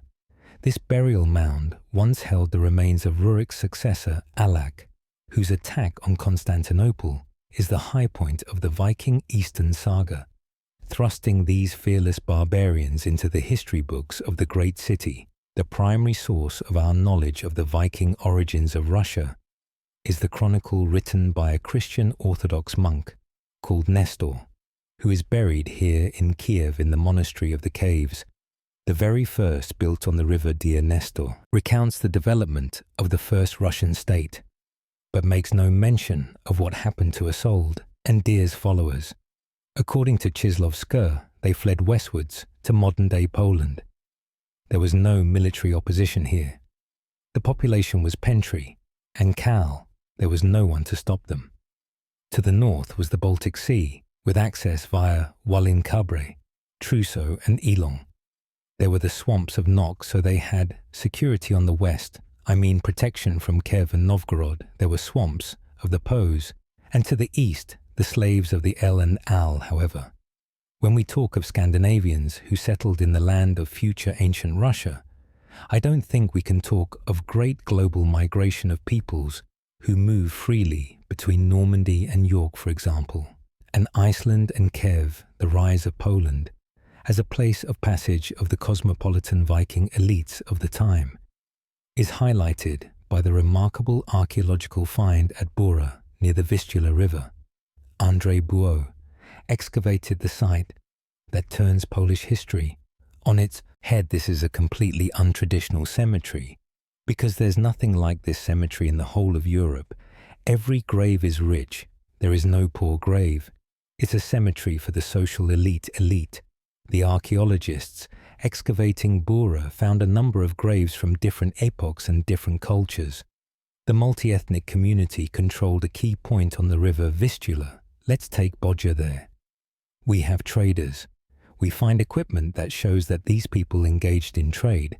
There were also warriors with their families, people who control this thoroughfare. The thoroughfare of the Vistula is very important because it connects the North Sea Baltic Sea via the Vistula, via the river book, to the Black Sea and Byzantium. So controlling this route was the best way to become rich. The central figure was a young male warrior killed in battle. His jaw hacked off, he was buried with 2 women, possibly slaves, and with his weapons and armor. Professor Buot called in experts in strontium isotopes and DNA to identify where the skeletons came. Music from the northern and central Vistula are very important. We have found many graves or cemeteries along this river that have produced Scandinavian artifacts in most of them. We have only these artifacts to prove the connection. While in Boda, we also did strum isotope and DNA analysis, proving that these were indeed foreigners. The coins from Germany and England found in the graves are key in dating the cemetery to the late 10th and early 11th century, the period of the hour of the very first Polish kingdom, founded by King Meska of the past dynasty in Poland. The Viking remains seem to indicate that Scandinavians had more influence on local politics than was thought before. In my opinion, Vikings from Kiev Rus, the ones who built Viking Russia, came down the Vistula and Buk to Mazo and Vapala, where Poland began. We owe them the origins of the Polish nation. I don't mean they built it, but they sparked it off. Their impact was key. They brought the know-how and sowed the seed of our country in these territories in the 10th century. The tribe of the Poles, which inhabited central Poland, began expanding at the expense of other Slavic groups. The dynasty of the past, say Polish sources, began with a simple trader, but the first King Meska, a pagan, united all the slaves of central Poland under his rule. However, his daughter married the Danish Viking king, Sven Forkbeard, and his granddaughter, Zatsun of Voldemar or Vladimir of Kiev. Understanding this coincidence is at the heart of the debate about Viking influence. In the founding of Poland, we find more and more sites. For example, Boda. For me, Swell was buried in Boda. Russian Swell, who was married with the daughter of Bischob. I'm sure that the objects which were found there and the way the grave was organized show that it was a Scandinavian Norman burial with a little influence of the West. We gain more information by analysis of other fins. He had a warrior's belt, and at the end of it was the so-called bent with a cross. The bent is the sign of Ruri's line, and the cross means that there was some connection with Zap called Cursed, who was the son-in-law of our King Bisav Kri. The movement of peoples up and down the rivers of Central and Eastern Europe proves that the Vikings were not constantly at war with their neighbors, and may even have provided just the military element of this multicultural society. We made several interesting discoveries which show that people from these territories had contacts with steppe peoples, mainly. The Khazars in the second and third rows, we find burial chambers with characteristic niches. They are not regular, as in the first row, but they have this kind of niche. These graves with niches are characteristic of the steppe people. Very often, we find this kind of grave in Khazar culture. Key artifacts of the excavation at Trousseau are exhibited. In the small museum in Elon, the scales are particularly significant, as the Vikings valued their goods in weights of hack-silver coins, jewels, or other objects that could be re-melted into ingots. Combs were a favorite Scandinavian ornament, and women wore necklaces made from glass beads imported from Constantinople. Other artifacts that confirm the prevalent Scandna. Avian culture in Trousseau were the amulets, especially this Valkyr, a protector of Viking warriors. Amber was in the third place of the most desired things, just after slaves and swords. So amber was very popular in that time. Amber was exported in trade networks which Vikings created in the Baltic Sea. Amber was abundant along these shores, and there was a strong market in the south for this precious resin. It was worked and made into jewelry here. However, there was an even richer item to trade. The river systems of Russia and Poland sliced through land, inhabited by Slavic peoples. The Raus of Vikings plundered the land for slaves and sold them to the great EMP empires of the south and west. These were the single most profitable trade, and one witnessed by many a chronicler. A written source from Ibrahim ibn Yaqub, he was a Spanish traveller from Seville. He mentioned that Varangians, Normans, came to Prague with slaves. Where were they from? From KV and Kov. It is even said that in the 10th century, Arab slave markets were full of slaves from Eastern Europe. Several million dirhams were exported from the Caspian Sea towards Europe. Slaves, furs, amber and waros, ivory flowed into the markets of the Mediterranean and Central Europe. Down the rivers of Russia and Poland, the kings in Kiev had almost exclusive access to the richest cities in the world. The Kiev Vikings, known here as Rus, raided and traded down this river, whose dangerous rapids earned a fearsome reputation. They were navigable only with the high water in the summer months. Cargo had to be carried around them, making traders vulnerable to attack from fierce nomadic tribes, such as the Khazars Buga and Patnik, as far as I know. Today, we do not believe there was a great difference between merchants and warriors in Scandinavian music culture. We can only say that in the 10th century, when there was almost no centralized power in most of the land, it was impossible not to be a warrior. Often in the Scandinavian graves, we find, for example, not only weapons, but also scales and some silver to allow this person to be a trader. So it's hard to say whether they should be defined as simply Scandinavians or Vikings. In the space of 20 years, the Viking warriors and traders had penetrated deep into the Russian plains and forests, building camps and trading posts along the rivers, and reached the Black Sea after they struck a trade deal with Constantinople. They gathered yearly convoys of ships here at Kon, still a thriving Black Sea port, and sailed to the great city. None of this would have been possible without the Viking ships, such as the ones uncovered on Sima Island. They were light, shallow, keeled, and fast, good for attack and for trade. Janby is the curator of the Viking Ship Museum in Oslo. the foremost expert on Viking ships. The Viking ships gave the Scandinavians a mobility that was unique. At the music time, the fact that the ships were built so light, that they were so fast and so seaworthy, made it possible to conduct a type of warfare that was very difficult for the European kingdoms to music handle. Modern replicas suggest Viking ships could reach top speeds of 20 to 25 knots though. On longer trips, it is expected they moved more slowly. At about the 3 to 6 knot range, the Vikings built many kinds of ship, both for war and for transport. Having said that, there are also many myths about the Viking ships and their use. And one of the hardest myths to defeat is that the Vikings traveled with their ships up the Russian rivers all the way down to the Black Sea and the Caspian Sea.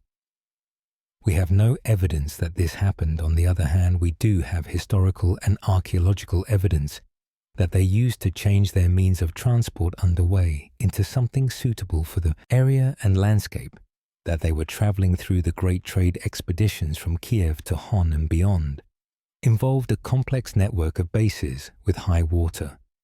The ships could withstand the rapids, while with low water, the traders carried their goods on horses and reloaded boats downstream for their onward transport to Hon, where seagoing ships would await them for the journey to Constantinople. Norman are first once they arrived at the water systems leading down to the Black Sea or the Caspian Sea. Then they would start sailing again, and we have a fantastic Byzantine source that describes how the Scandinavians did music.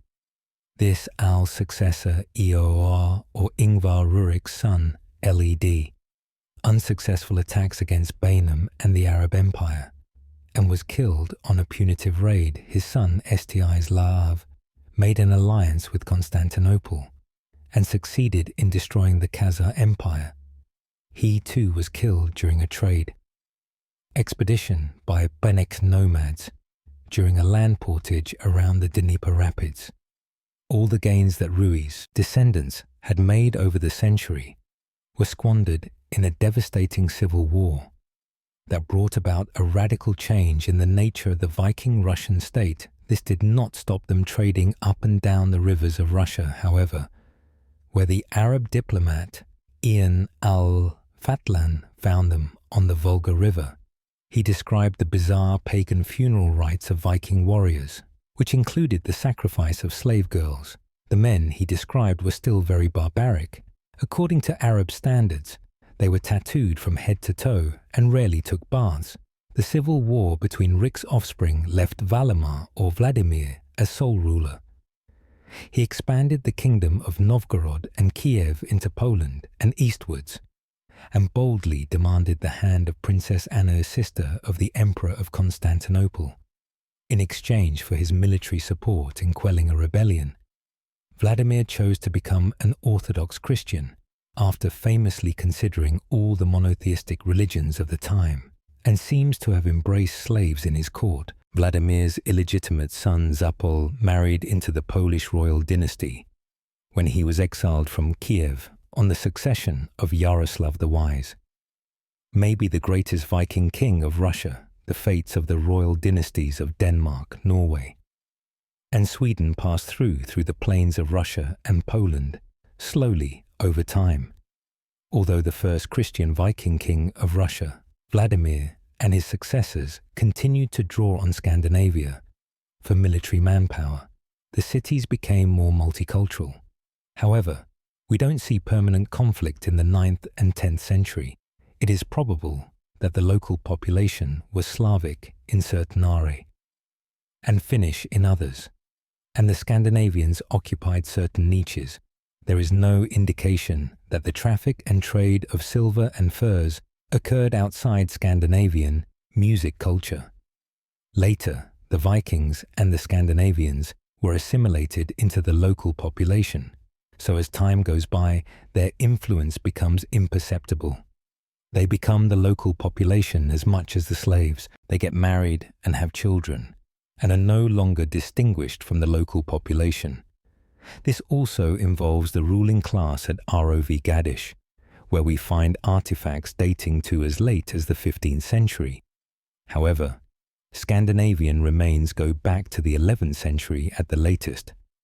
The goods bought in these and other territories found their way to the great Scandinavian market towns of Kang near Oslo in Norway, Hadab in Denmark, and Birka in Sweden. Here in Kang, the archaeological remains show a flourishing trade between the farthest northern seas and the two capitals of the Mediterranean world, Baghdad and Constantinople. In 2004, the shores of what was once Constantinople revealed a whole port.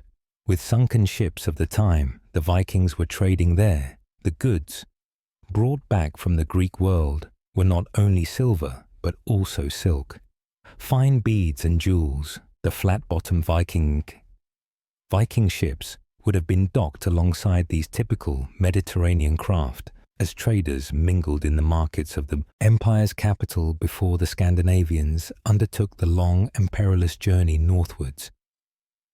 As the market towns grew, so did the wealth of the chieftains who controlled them. They enhanced profit through trade by the exertion of military might. Striking local alliances were necessary, even through marriage, to ensure the flow of goods to their own markets. In some cases, we know that objects which were not typical of Slavic culture were produced here. So we know that glass beads or some kind of decoration on the monuments were probably 100% produced in this place.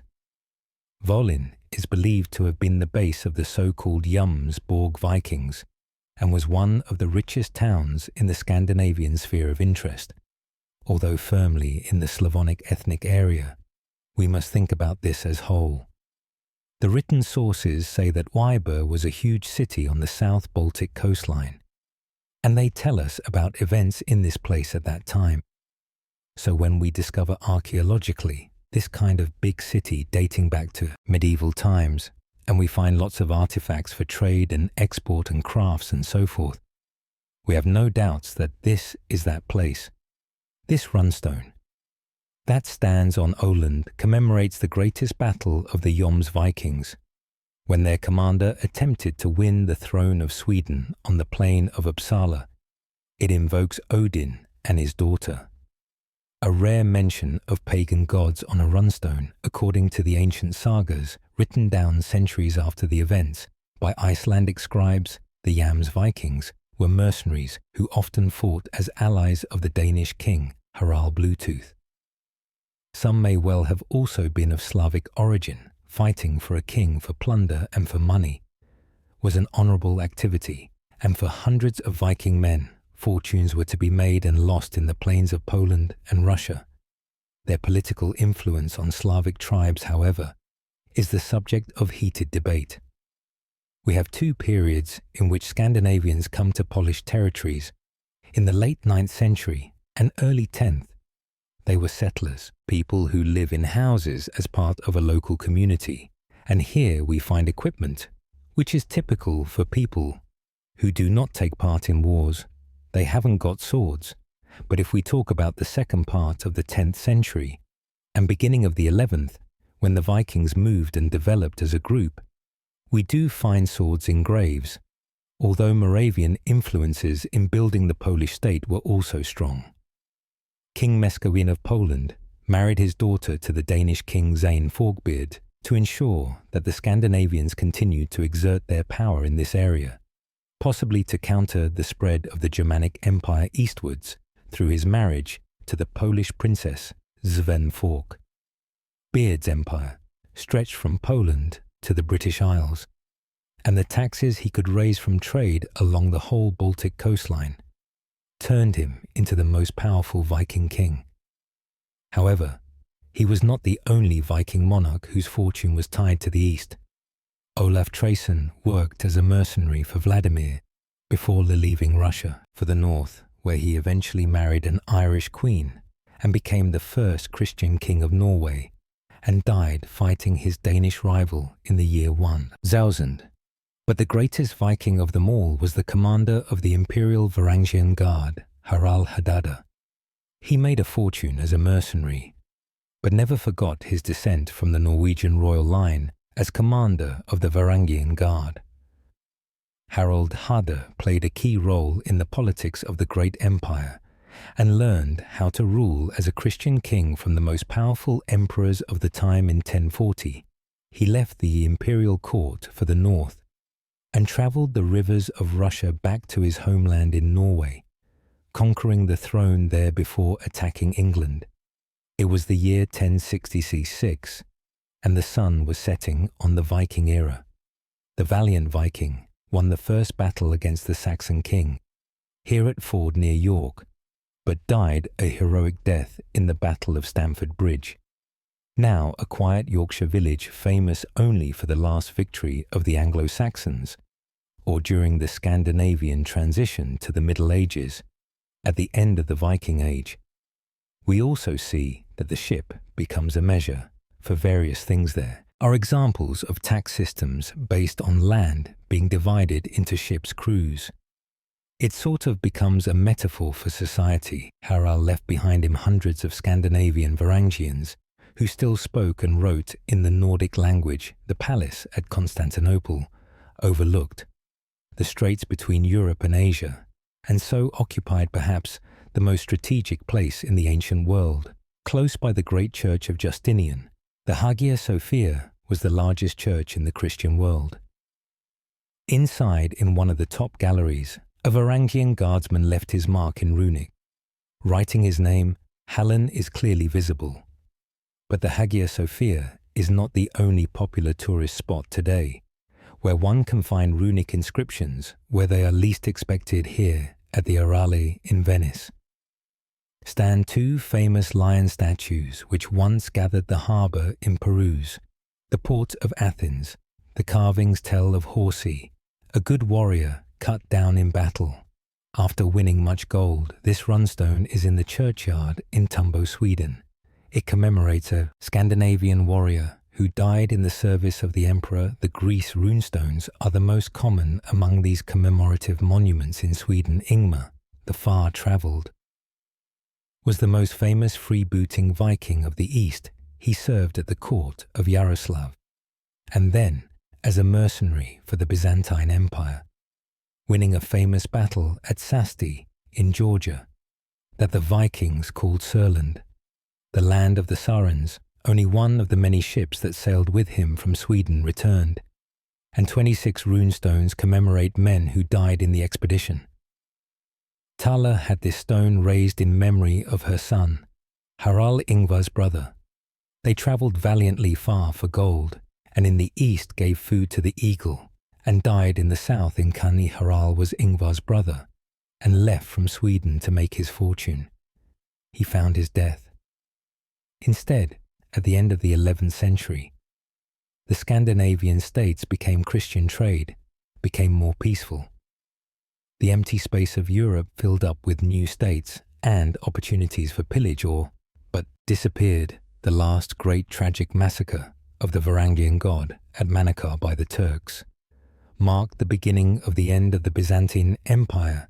The ethnic origins of the first kings of Poland and Russia remain a mystery, if we consider that the very description of a Viking is still shrouded in uncertainty. Scandinavian warriors colonized, plundered, traded, and had families throughout the central and eastern plains of Europe. Their DNA eventually mingled with the local populations, and they adopted the local languages, but their contribution to building these new states is recorded forever in the chronicles or carved on stone. And it lurks at the very roots of Russian and Polish history.